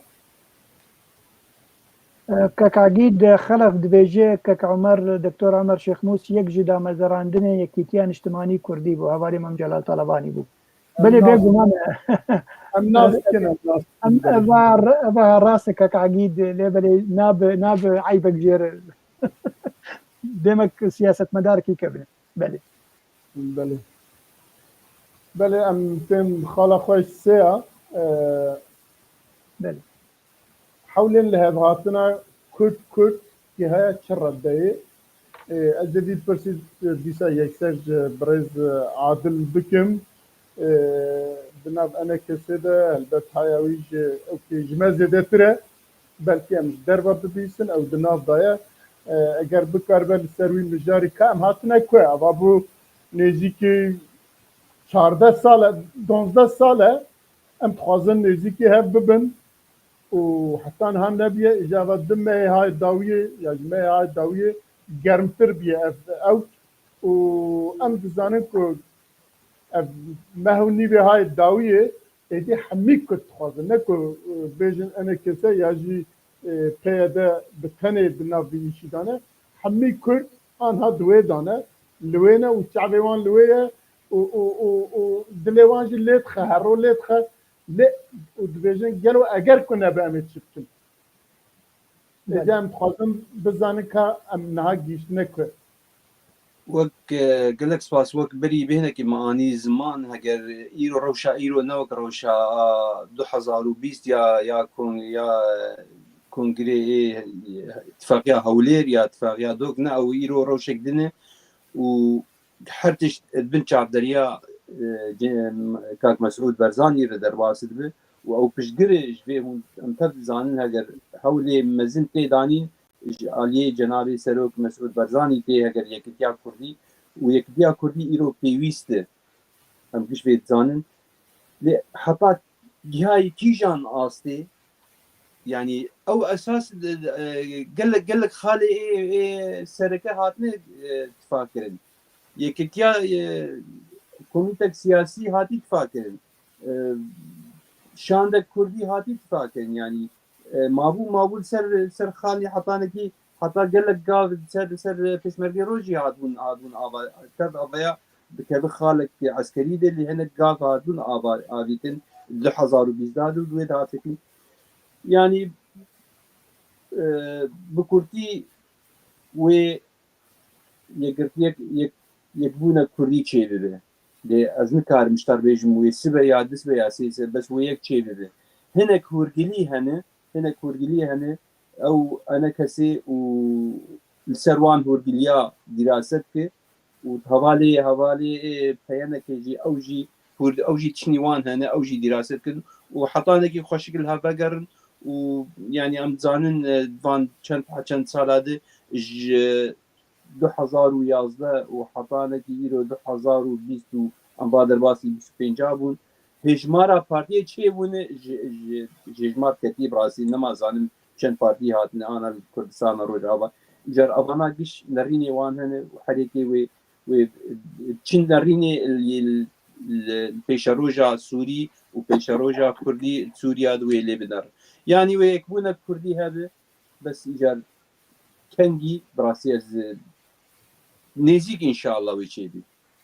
بله به ایشالله و ماشاءالله ام نکارم بچن سری لأز بجن تبعث هناك هورجليات كي او هورجليت كاري حبا كي دو حب ياجي سي حبا وك نموناج مرا بيجي والله لسيرفانا هي ام نبنيك يعني أزي هورجلينا اشتر بيجم أم نبونية كسربانا ياجي نزيكي هاد نبونه أبانا دي جار سر ببن بيشي يكجي قرتي أنا كسي زندانات نمينن ياد دوا هبالي بككا دسي خبيك شاندن يعني بريارة أحزابي بيانك وبيادة ببريارة سوري نب بريارة دبي سوري وآد هري جرين يعني براسي يعني حتى ليه ازيشتر بدون كلام هري جرين هي ده حتى كسي دروج آبادش غير نتوا كردي كسي دين دروج آباد دجين حتى أوانا صريح حشتي جي جعلي خل سر جرين يعني براسي جي عاجز إيجار دوي بنجهك شيء ببه بنجهك راسي شيء ببه أورتا أنا كسي وأورتا هيدي وحينكي هكر كاربن وقف خالي ماني زمان بردانا آزن حبسيا وياد دوا دوربونا خو تككي أبانا يعني بنجهي أساسين هجر تجار بيجن يعني بعربي جر بيجن وقت امان جر شيء يعني يانجي جارانتي ايوه جارانتي جر بي دانين انه خلاص ابايا اساسي ايه هاجر بهوري بكردي بهوري شيء بدور تحت الطرف هذا هاجر بسروي بهوريه قاربن الهابرونين وديس رونشني واني انا نفشل وقت رونشني بري نبي بس وقت عربي دين حبر على ورق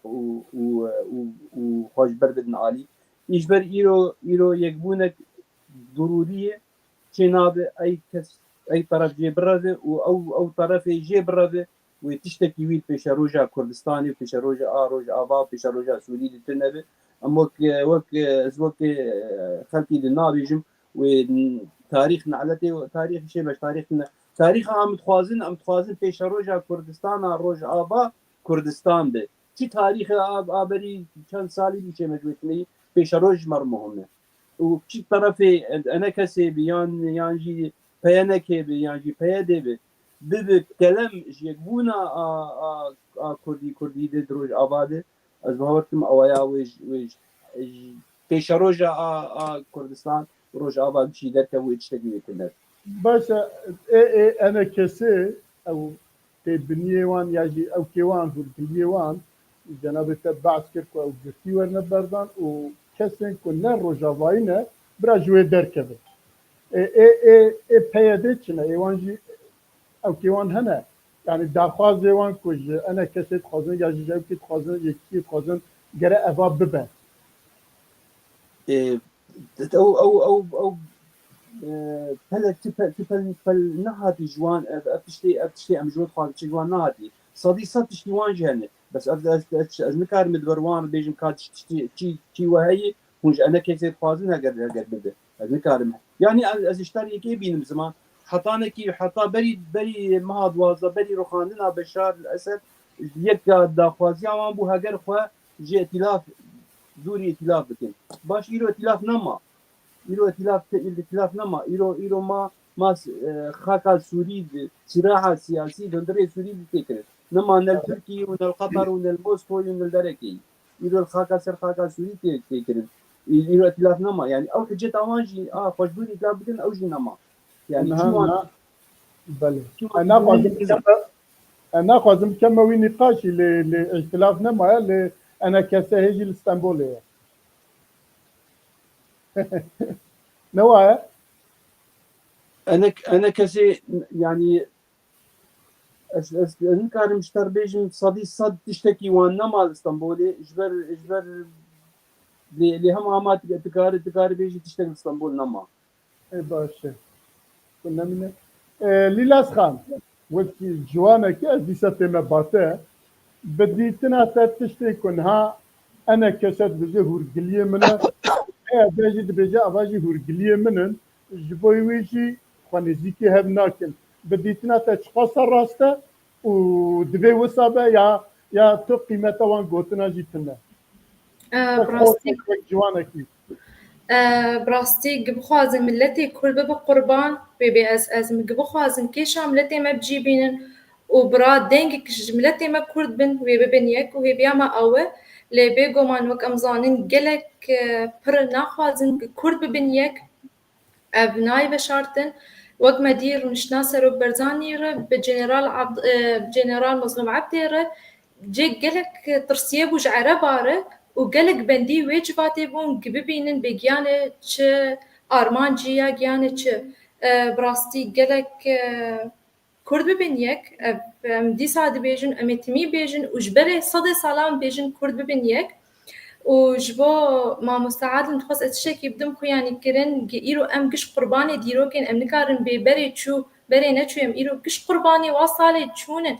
ام بينم زمان بري 100 صالي ديسا وقت انا بو رول جيا وقت بيجي جيا جي قراري جنبي كردستان شي بب معاهده بيانا سيلفر هبو ما في كردات ادني بساندبون ولي مخابن معاهده لو زاند ديسا كرد ندين كبون وك ام نزان حسن خير وخاين بو نخاين بو راسي اب جمتنا بس اظن يجلي كردي الفكر وشو امريكا مال اتاتورك ام كرد دولتا تركينن وام نابي تركاسر خو قبول دكن براسيس بنم ايرو ديسا اورو البدقرق ايرو ام نابي عربه سرخو قبول كن الجمهوريه العربيه السوريه از بيجم ام نفسها واشاشتي بري بدقرين ام زاري مي بين يقش بن قربانيا شاشتي مي انا از بيجم انا رولك جرنج وزيرين دبي ام كرد ببندستك وام خبسرخن فيروليده وام شاشتي ديروكي بنقرين قال لك اسكارن بس كردي برسيفا خوشكالي لاس بدن كرامك قال لك سباس خوشكالي لاس يجي من نسر وقتا مگو چتي چو من نسر تاريخه مجموعه كردي تجار ناي هالمشاندن وناي محاندن لي مس بس تامه او لفاتني اورتا انا كسي وبيانكي وبري بيانكي مانا هولي رايكي كين بيانكي تنبو يشاي هولي رايكي كنك بارتي بيانكي انا انجمن اجتماعي كردي دبو دوي او خالي سر هات اتفاق ان الحرب بيام هولير بيمانه هولير يك وهولير دو ودهوك ودو حزارو بي في شي مگو اوگش روش هات غير عندن ما ناخو ايشي مجوان تن ايرو بيمانك نه بيدانين سر العراقام شلو الحسدي بيمانك نه بيدانين بريار كردي كردستان السوري بي او برياري بكن بريار نش درك دنب ما بس تام تشتي شو ما بس تام بيمانا هولير دهوك قامشلو او تشتي شو ما بس تام ونا لا تاريخها كردي ام نكارن نش حكي منها اثر تاريخها كردي تفاوضي بكم يا عزيز والله بهبي يعني التاريخ الدنيا كيش نكاروي تاريخي قال لك استاذ عادل سليمان دیلاس خان اگر قبیلی از وی پرسی جما مستبد پرسم عبدالباقی اوی باستر او بکه اگر که ما تمام که لا باشه؟ عادي برسك. تمام ما مستعل باقی دیلاس خان درجه 100 سال برنها de Sevreda û di Lozanê da dîsa heman derfet hatibû û Kurd bibin tiştekî derfetekî hatibû û Kurd bigîjin qenebe mafekî xwe lê mixabin kesekî mîna Hesan Xeyrî û hinekî din çûn parlamentoya Tirkiye gotin em Kurd û Tirk biran e em misilmanin û me wî ji dest da îro jî Lîlasxan tîne bîra me ya jî tîne bîra temaşevanê me dibêje em îro dîsa derfetekî heye ku em dikarin vî derfetî bi destê xwe bi dest bixin her wiha bi destê xwe wî win dakin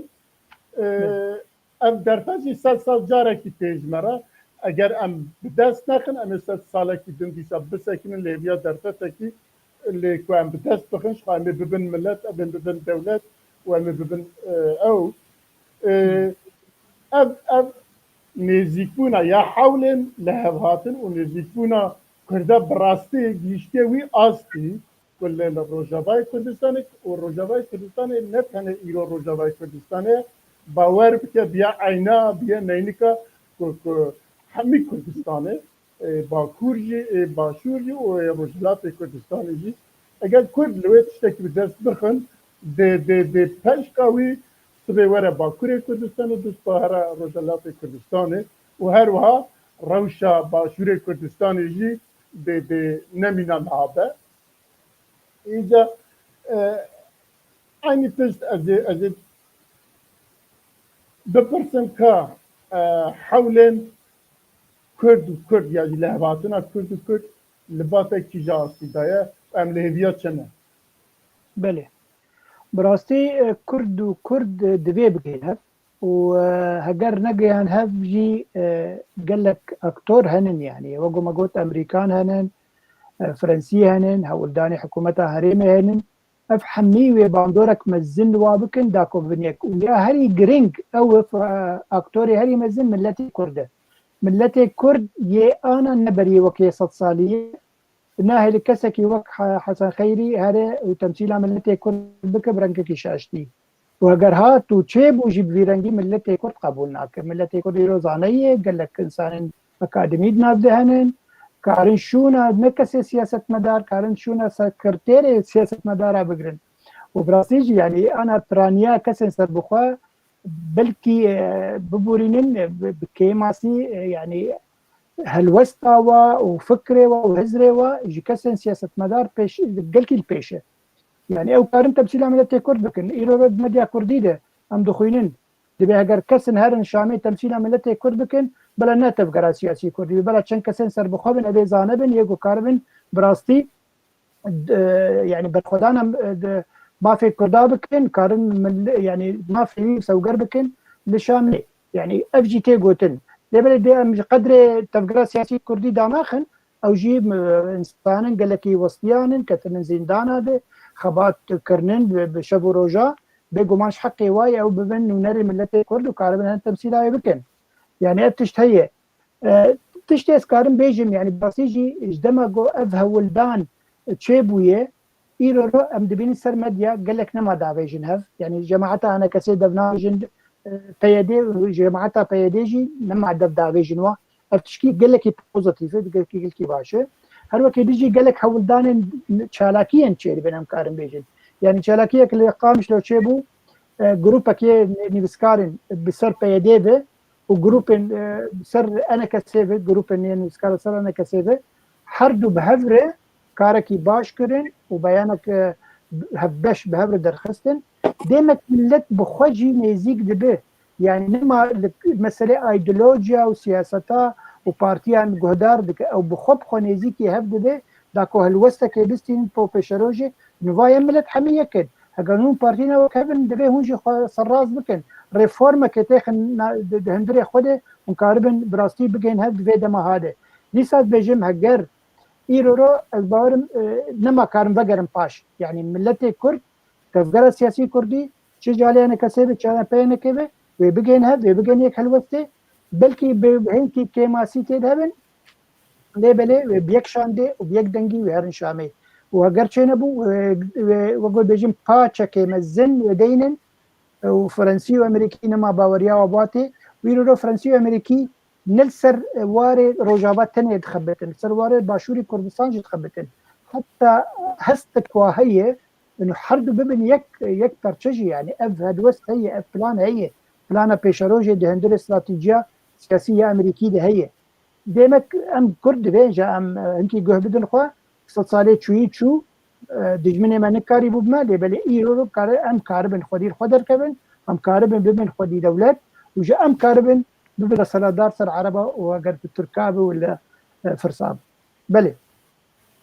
مامۆستا خواست ez bervê giderfet me hebe ez nerîna xwe bikim hêviya me ew e ge em Kurd rola xwe bistînin û em armanca xwe bicîbînin em Rojavayê Kurdistan û Kurdistana mezin jî bibînin nîzik nedûr lê ê dirim Şamê rûnên û ê herin devera rûnên ew siyasî rûdinên ne civaka sivîlin û gi siyasiyê me ne dengek bin û qediya Kurdî wekim bêjin xayîn kefe ez bînim wê dîsa dîrok dubare bibe ev nedûre gi dîrok dubare bigî alîk tenê here ez bêjim wê dîroka berê vegere berê jî millet dengek bûn û millet dixtê xwîna wa germ bû nij şerê ê navdewletî derketibûn û dixwestin navê wa hebû hêza wa hebû wekî şoreşa Şêx Saîd Pîran şoreşa Ehsan Nûrî Paşa şoreşa Seyid Rıza ew xwîna wa gişa germ û giş milletek bûn lê xayînekî xwîna me Kurda giş hilû erzanî bir û ez bêjim erzanî naniba ana em ê rola xwe bistînin û hêviya me ew em pêşerojê dewleta xwe bistînin lê ez bêjim nerîna siyasî sewaen îcabî bû wala selbî bû ser milletê me Kurda hebe لیلا خان ez ê vê gotinê xwara xwe dilar dibêjim îroro teknolojiya çêbûye yani em dibînin diriya postekê de ser Facebookê çendî dengvedan dide yani ez karim wek nimûne bêjim dema ku Hekîm Beşşar cîranê min e Doktor Abdulhekîm Beşşar çû Şamê çendî komentar ser hatin nivîsandin û çima bi tena xwe çûye û çima ne bi tevgera siyasî çûye yani ew millet bo vegerê ji Şamê bê guherê bi şerê rûnê ew bandor heye bandor îro hatî guhertin millet gelkî zîrek bûye teknolojiya gelkî alîkarê gova planên xerab di dijî Kurda de hegebê kirin pêşerojê karin eşkere bikin ji milletê ji cîhanê re em nevê helwestê re evê kesê nûner têya me dikir li Şamê bi rengekî xerab temsîla me kir nûnertiya me kir mafê me nev bê rengî mafê me bê rengê diye îro afaq mezin bû yani an zûtel Ewropanin tu karî îro bixwazî ji wezareta derve ya Almanî tu civînekê bar bike tu wê helwesta xwe bide xuya kirin helwesta milletê Kurdê Rojava tu bide ji siyasetmedarên Almanar tu bide xuya kirin îro ez û adil nerwêcin sibê em ê herin di wezareta ji derve em karin tiştê xwe ji war bêjin yani ew nemamayê yani ew gem bêjin mav di destê siyasetmedarê me an tevgera siyasiyan ya partiya mayna destê millet hemîkî de ye mesela û mesela ew biryarê din yani bi rastî ez hatim dibêjim partiyên me divê xwe bigwarin partiyên me divê ciwanên wek te wek adil wek hortên wilo ciwan bi rastî îro xwendinek bilênd bi hizrekî xweşik hizr dikin wa têxin nav xwe de wa bidin pêşiya xwe yani wek gokek Mirza Beryana got gom herdû pîr bûn herdû ciwan yani gerek îro derfetê bin ciwanê xwe dikaribin ew temsîla nûnertiya milletê me Kurd bikin belê belê gelek spas em ê derbasî xala xwe çara bibin wextê me ji zêde ewnîne hêsê mijarê me hene belê divê egerin êrîşên Erebên Sûrî li ser sosyal medyayê medya civakî dijî Kurdan û Hesebê belê em dibihîşin ku ya jî bi taybet medya Erebî da ku gelekî êrîş tên bi ser Kurda va ایجاب زانستی یا به زانستی اما برخستنی یا به رخستنی با آواکی هلوستا نجات پرستی عربا نجاتی کرده دا تین روجه اگر نظام های و جوان او که های کنه جوان گوتنا جوان نویسا جوان او تین سوسیال مدیا اگر هبه از برز عادل دپرسن او چنه چه خوازن و جبو چه وصاد بگید يعني براسي اجي بينم وازدخوينم جي سر سوسيال ميديا سر فيسبوك وغيني ويا قال لك رخنا يعني يعني ابانا نتشتكي نهد تاريخ عربي خاصة عربي سوري يعني عراقي بدولة كردستان سروان هذه دا بشاركين يعني او كسي 40 سال و50 سال بالمدارس بعد وفكري بعد ديجي مافي كرد وديجي ابونا كرد وديجي نافي كرد وديجي حرج تجيب كرد بيجريدان ديجي ويه يعني بهورنك اوايا دروجك ودواد راماني فكري بتغيير كرن و كرد قبول بك وكردار بسكنه بس ايجار فرده سيتش هنا لازم اقدار من جوان حديث قالوا او كسي ايه تاثير سوشيال ميديا دفتاري كرد سر بخوي يعني جي جريداي طرفكيه يعني جي جبر هجر قل لك اطراف هنا هجر ايرو تبلوكي ناب كردو عربي شكل وخاص مناطق كردستان روجافا اجل ياددوا او سياسه مداري بري فتره كمال لبواني هنا فيديو ويدي تشن قوتن كمال لبواني يكي ازنابيجم اي حري جريداي اي حري يعني جوان كسي خرط البرماف ونتوا كرد السكني تقول لك مواقف هذه كمال لبواني وحطاني في دامز غاندنا انجمنا اجتماعي سوري وقتها 2011 2012 دامز غاندنا كمال لبواني كده بو مش قربوا اجماعي كرد ايرو كمال لبواني تشتكي دل بيجي يعني او قلنا كمال لبواني هدفك جي هي او بلكي ند حتى صد ديجي ما في كرد لي هدفها ويجي شي هدفاوي نرينا كرد ببينك ها كرد شت فكرت بشتيك برخاننا بشار اسد ما في خوي حتى كيجان اصلي في فيدرالي و يعني ونتني كمال لبوان اطرافي السياسي اجبر اطرافي السياسي براسي باوركم يعني بلكي هقد هبو يجي بس بنافو سوري حطانا كي حكومتها بعثوا تشتكتنا بو بعد بيفن بعد كسر اطرافي سياسي عربي كسر قبول نذكروا كسرنا بو بس ايرو سوريا اي وقت مشتركوا كمال لبواني يعني غيني كمال لبواني وبراسي ايرو عربي سوري كيمنتوي سوري شعب الوان النتوا كردن كا كرد شي بيش روجا سوري نروي شاوا ليد نرو شاوا تخوينه وكرجي امجي مجبور ام جامنير بن جوارو ام زانبن او كا جبو ام بزانبن كات كيجان خالد ام دجين هاف قال لك اگر ام بالا خو بنيدي ام يدهنك خالد بجين هاف ام كاربن قزنجي جوان خالي ام تيد بجين ام قزنجي جي بجرين يعني وك نمونه بري فتراكي سويدا جي درزيا داوا دوسا فيدرالي كر قاد قوتن فيدرالي يعني الساحل السوري على ويجي او جي بروفي قاضي معناه خو ام دوي نقطه دجين هذا امو او دريس ورد قزنج بكل اجر وقت ما اني زمان يعني قال لك اطراف هنا سر سوشيال ميديا وان تشناد بيجن تشني ديجي كردي دفتا بين كرد او تخازن جسنا بدا كردي بكن كابي بكرد شد فكر اطراف هنا تخازن تبلوغيه شكل براسيل يعني بري دروجا يك مديت دوستي منه او جي الفر النرويج رو نشتيه وخلكي حلب ومحامي حلب داني بو يعني زيادة ما في خد خوازن تشتي جوار يعني بمعنى عرضنا ايوانه وتخوازن بكن اي اخوه وكردستان روج ابا من اسكر هاجر سر كردشتا مليفه نقران جبر ازانم او شت خوازه جبروا له يعني قرق هاي مروجي هبه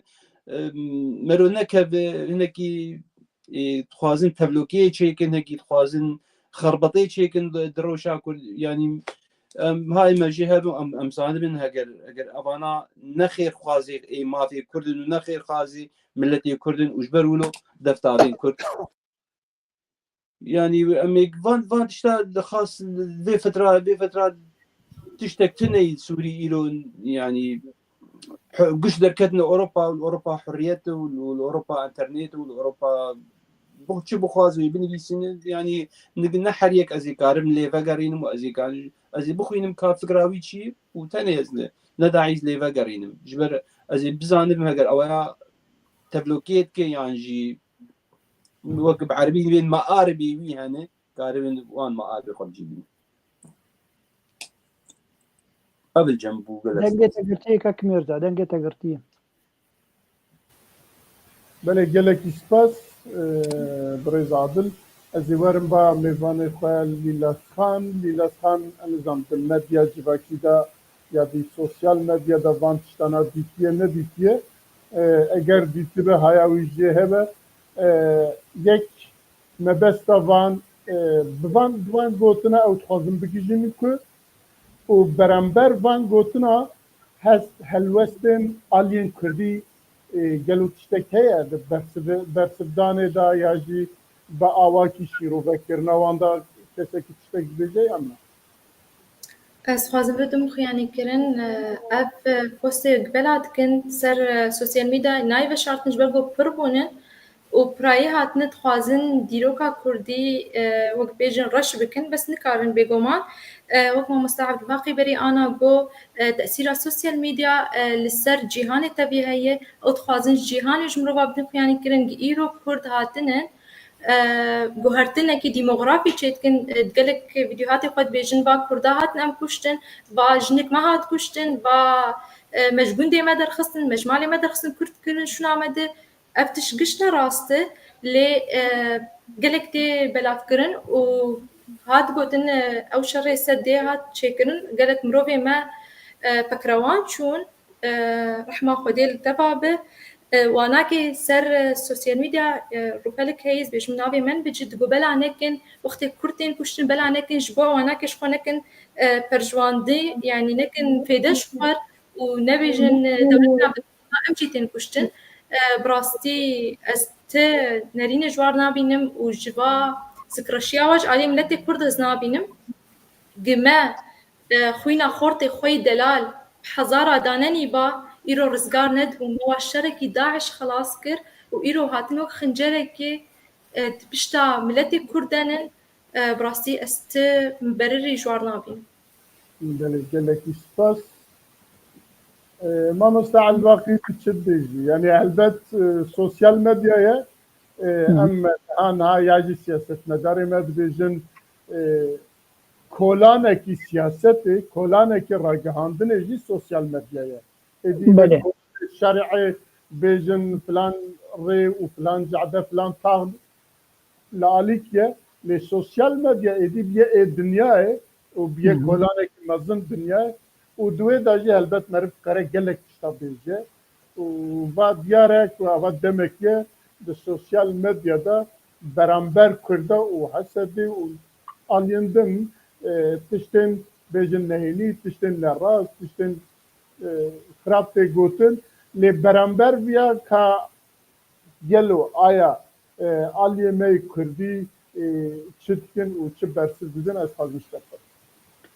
بله بێگومانە me vegerin gotara va kesên Erebiyê şofînîst yê got dijî Kurda bi tundî ancî bi zikreşî wego Lîlas got dinivîsînin ev tê vegera gelek tişta yek jê ew bi xwe jî yani ev eger bêj nifşê ana hemî behsî bûn hemî muxaberat bûn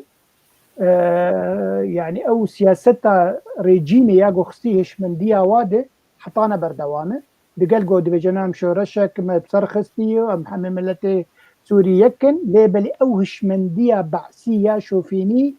û ya muxaberatî ya istixbaratî hîn dime jê wa de ye tişkî de heye yani îro mîtê Türk jî kare rola xwe bilîze يعني هفالن تركا كان بيجن اف بوزيشنال بجريداي بتركابه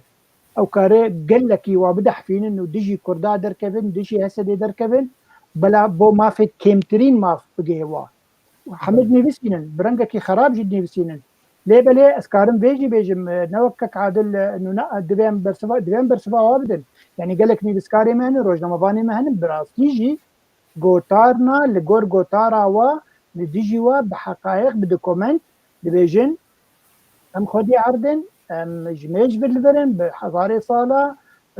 ميتانين وقتها من الفربون عرب الفرتنبون هجمارا ما يرو هكاتي جوهرتنج بربي شورشا سوريا داوي وقال لك خلكي ما فنا بربون وعربات كتنا مدى ابنا معنا اخوان انه عرب ما قال لك ترن دهري ما مدى نا افكار بقرن يعني قال لك عاد نفسي بقرن جي اخوان بقرن حمصي وحمايه وحلبي وديرازوري ويتشاخد ملتي مدمنه يعني قال لك يعني بتشتكي قال لك هي ادوا تشتكي بالكيجي هي براسي يرو وقتها هسدي لهريما دير الزوري ورقايبه يعني ام بفي نفي نكار رقايب دير الزوري بكن هريمين كردي يعني هنك دبجن هريمين كردي جميج بقول اوكي بس يرو ام دزانن يعني هريمين عربيين او دوزا وادك اند بلا اف دستي هسدي دستي كردات دركبه بيجو مان يعني مثلا سياسي وعسكري وزوزو درناكب نكار دركبه هذا دركبه دبي بشرط مرجبن ادوا او دبينين يعني هريمين كردي تجا بترول تجا طنبوي زاد او ناخذن اف برهمن جود هريمي هنن بجي كرداره بن او لسرفا بفشونه بكن لسرفا هوايريشي كردا دكن ودخوازن كردا بيز بكن داكو دجمني برتر ببن وحمي كلكن عربي سوريا كان بيجي ببن دجي ملتي كرد داكو اوات شتاوا برهما دسوا بقرن ليه بلدي ساجي بفيرنجي هاني بقوتارا كليفر انجي كي دخسو كليفر اشتكي ديجي كرداني بساندي نار سري بس اشتكي قال لك جرينج هي قالي جاميرا يرو ام ملتي كرد ام تشقاسي كاربن بالدوكومنت بيش خلكيكن انه ام ملتي كردن تاريخها ما هذا ديروكا ما هذا هبونا مال هريما ما بفيرنجيه يعني الوقت نمونه بيجن ويكيبيديا لسر انترنتي يكي ام بيجن يكي براسي جواكري يكي مسيحيش قامشلو سر ويكيبيديا يعني لساندي قامشلو كري حمي هريما مسيحيه بنقهاوي اول وافكري افولات افباجات هجمار هري مدن او تيدنن كرد هناك تياي زاغروسيا تندا كتنور يعني وقتها بيسر ويكيبيديا دنيسينه ويكور سر قامشلو بنيسينه بوتارك ان ماجستيرك وقتها ويكيبيديا ببينو بك وجه درجه خور كاربك وجه در كما ام كرد سر ويكيبيديا وسر انترنت وسر حمم مال بران ام تشتي خناني سينن ام تشتي خد دوكومنت ناكن ام كاربن برسبا خبدن كيجا يكي جوتارك نيلسان دبه لديجي كردا يك ازوكني بسكار ليلا سوكني بسكار عادل وقت سياسه مدار قركن برسبا في كسي بدل هنكي وقت ما دبه اوكي بس ام وقت برسبا في كسي دل ام برخدانا خدكن ام برخدانا نتوا خدكن ام ما في خد شسبينن قركن خو كيمي لكن بظانين قال لك جوا وقود لجن لشكرن انترنتين يعني او نابك الوادكن حرتم بالا ننسر انترنتين لشكري كلافيا لشكري انترنتين مو بيدك دبي امجي يعني له خرط ما قال لك انا لاوروبا انا جوا بكارن وابجن هم كارن سر انترنتي بس بيرنجي بنفسي مثلا سياسات مدار هي سلا بارتي هي بارتي جرك پیشکش اندام خو اف فوريه بدن وا انهم بيرنجي حرتم سر انترنتي بيرنجي بلا بكد تشتي قدا بتشسبين دجي فلان هزري دركبن يرو د صلاداريه الشامي ام كاربن چندي بهلنجو يعني برجونديه ما قبول بك يعني قال كان بني سين حرتم بني سين بدي ساندني محمد خوينن وصار قلك بلاتفورما هنن يرو اكس هي انستغرام هي فيسبوك هي قال لك بلاتفورم هنن قال لك صار حمكا بيبراف كرين داكو كاربن براسي ام جينيرين كيبدن ام ملتكي دجين ام صاغن زندينن ام نمرينن ام نباسيفن دبي ان شاء الله حتى ما فيبن بلي قال لك تمام درفت مرا بس کار خوازن برسوی بده ویکیپیدیا ده حسابی مهی و گلکی سروی کاریم کار کریه یک جه پیغمبر زدش کربون ایرانی مل هرد کردی نوروز کربون ایرانیا و فارسیا و افغانیا مها دیروکا کردی دی ساخسی و قامشتو صد جارا حاولند از نه بکم لدورا که او حسابی چه کری گرتن که از نما کاربم دی سابکم کردی براسی سروی خانی مگلکی کار کریه و بری 3 ساله و حتی رجا ایرو از کارم بس دمک هات او خانه آسر قامشو گرتن یک نما کارب تعدیل که تیخی بله برافو لیلاسان شغل سری کردی بله از خالا پنجا بیلم امی ورن خالا ششا از برک وقت مکه مایه و دو حب جوان مل برن از رولا جوان کرد ده تفگر سیاسیه کردی ده از خوازم ام بیا نقاش بکن برای هر دو جوان من نقاش بکن رولا و چیه؟ یعنی دوی جوان دوی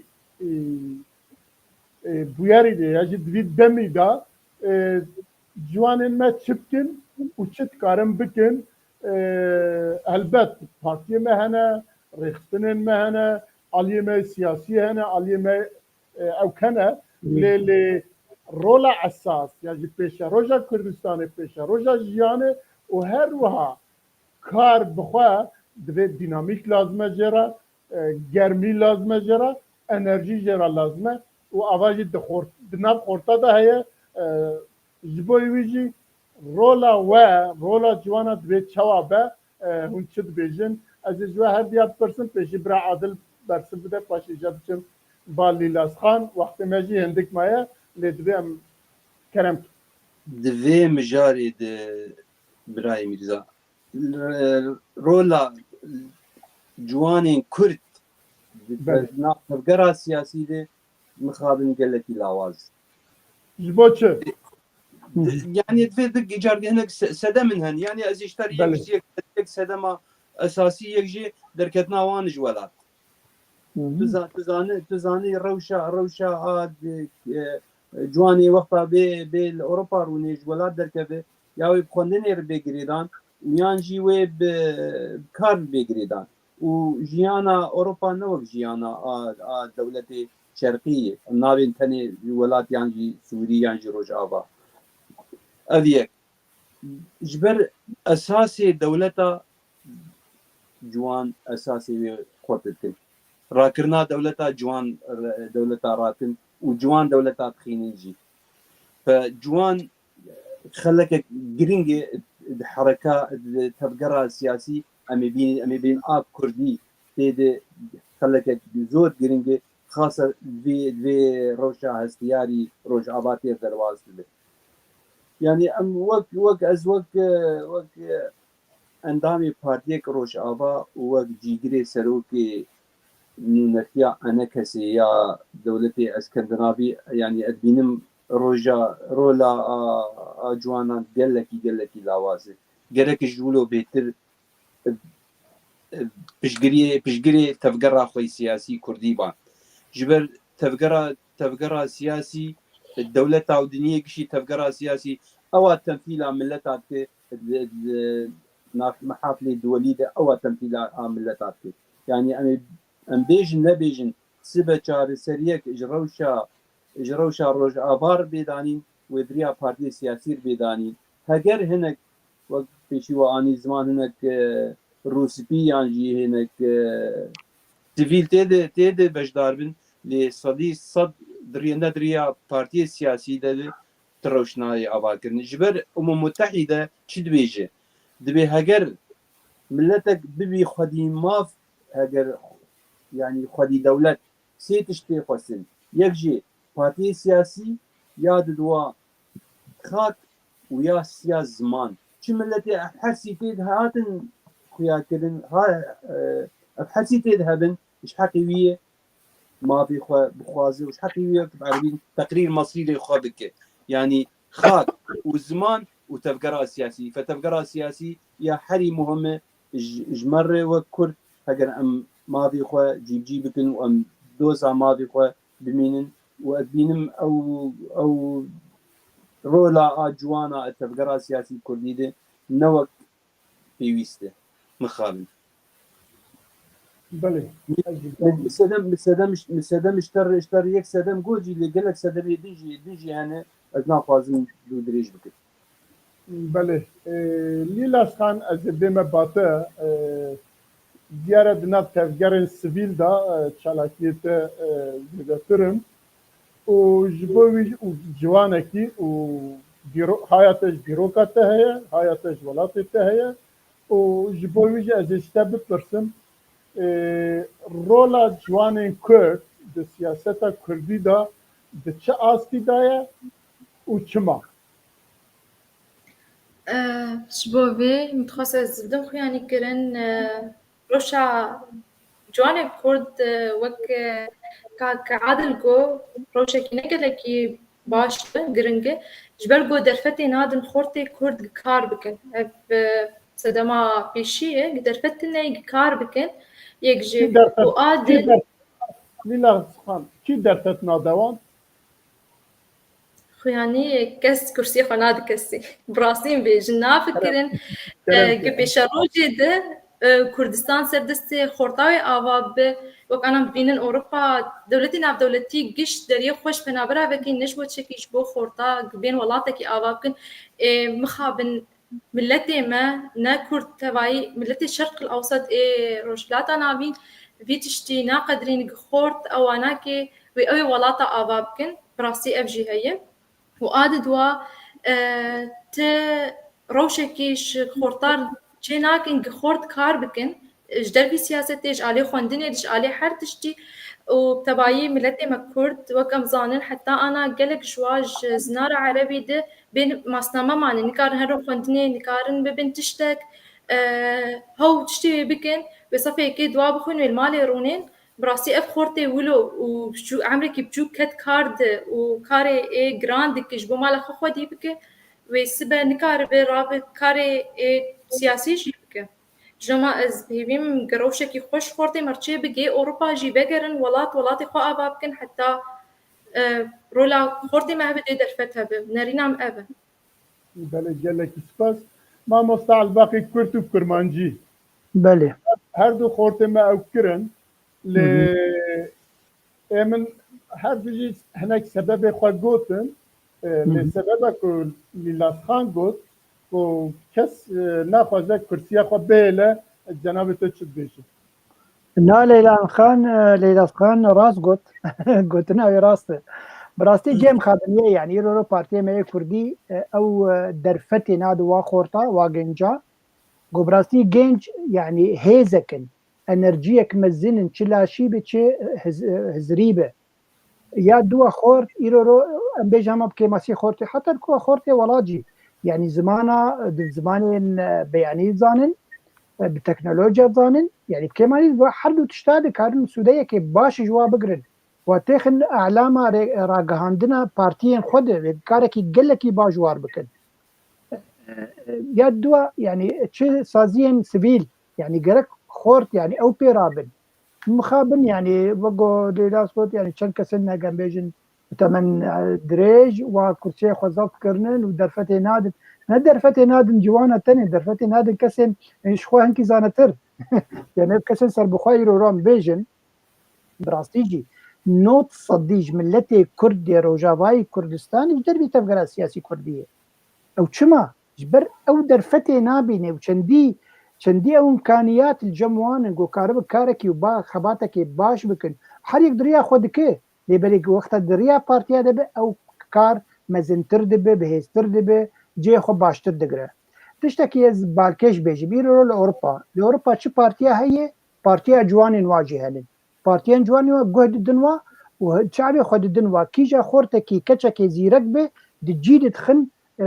صفا بيشي او كار دك جو بارتيا بجمتنا جمع ملتي كرتني نزانم او منتاليتيتا واخويا نجي في درجه يا دوا يعني از نمونه که دیجی که میرزا اشتربیجن بری دمک لبرلین کنفدراسیون دیاسپورا کرد لسوری چه بو دیاسپورا کرد لهمی بو کردستانیه تبع چه بو از کمیته عمل کرنا کنگره دبو قومی درفته بدون خورتا مگو اوکی مگو براستی گره خورت نمده بن يعني همه ختیار بن عنجی او کسی مزن به عمر علید سربورا و تجربه و هی لبری و درفتش بو خورتای گره خورت ورن چند خورت دوز کرن هاتن ما تخمين دكر يعني هذا كسي رابون بمسألة لوجستيك إنه درفتك بدن خورتكي ورابة وقوتارك بخوينة وهالوسطى خو بيجي وكاربة اف خورتين لأوروبا همي خورت مقلكين واجي بهن ببت شالاك ببن كارن في شروج بلانك بخو دايدن أو درفت جوا خورتنا هدا يعني جيم خابنية حتى اف يعني تشتي هاري كين مسألة امبيجن تفقرا شاندايي بجواكي بسياسي او جيوي درفت جينا نادن وجيم خابنية يعني قرك بسكنن راوستن وامكاربن لخوفقرن وامكاربن روجا كجروجا انجي نزكترين وقت پیش روجه درفت بدن با خورتي مي نوية تازه وكارون تشتكي بو ما بكن بو ملتي كرد چل هندري ولات چش دربي ولات ما مساعد الباقي بس یک دقيقة كرمك سپاس تگو اجي زانم حشتي الصدي جوانين كرد دوري تفقرا خوي سياسينه فالتفقرا السياسي درباسي تفقرا السياسي بوجي بخواز ما تشاوت دوري تفقرا السياسي وتيجي بخواز ما نبرد برا نيزكي تفقرا خوي سياسي ببن برا درباسي تفقري ببن ويشاغي هاجر جينستن كارد محكمة بله برز عادل جبوبي دبیم برنامه کی تایبتی داینم براستی مزعت بنیه من هل سری مزعت من قلك بنيه من هنا بس الدفر نابج بله اگر هبه گوتنه خواه داویه چونکی ما 2 دقیقه ما از ما فدمه لیلاس خان جبو گوتنه ویه داویه اگر هبه گوتنه داویه کرم که اگر نه از بچن با لیلاس خان سپاسیا وتكن سربي خلك هان جوا هدان دا خورتا جرولا وات كارد هبن ام بهيفينن جلك كسوكو هبن وجلك سباش بوا لیلاس خان جبیرنه که امه گلک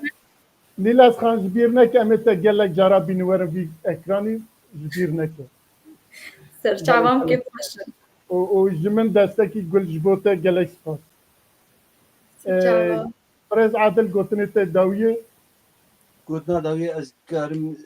قالك سباسيا وبكم ودرفة دامة أماده بون في برنامج وده قالك سباسي زور سباس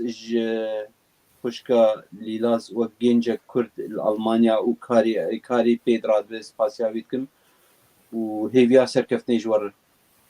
باشه گلک سپاس بلا دستکی گل جبوته تجي جوانه کی می هجای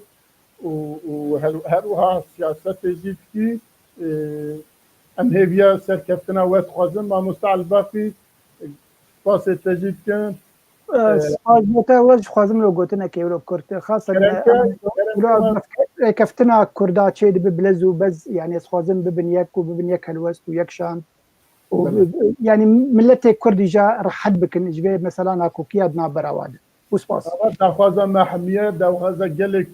کردستان بکشتیه ام هیوید کن دنگی مذهب هیسن و سپاس جبو اوزان و 2 ساعت لپشت هرده گداریا مرکه قهرامت کشینه سپاس جبو تماشوانم و حتی برنامه که دن هنتر بمینن خیر و خوشیه دا بخاطره و شباش شباب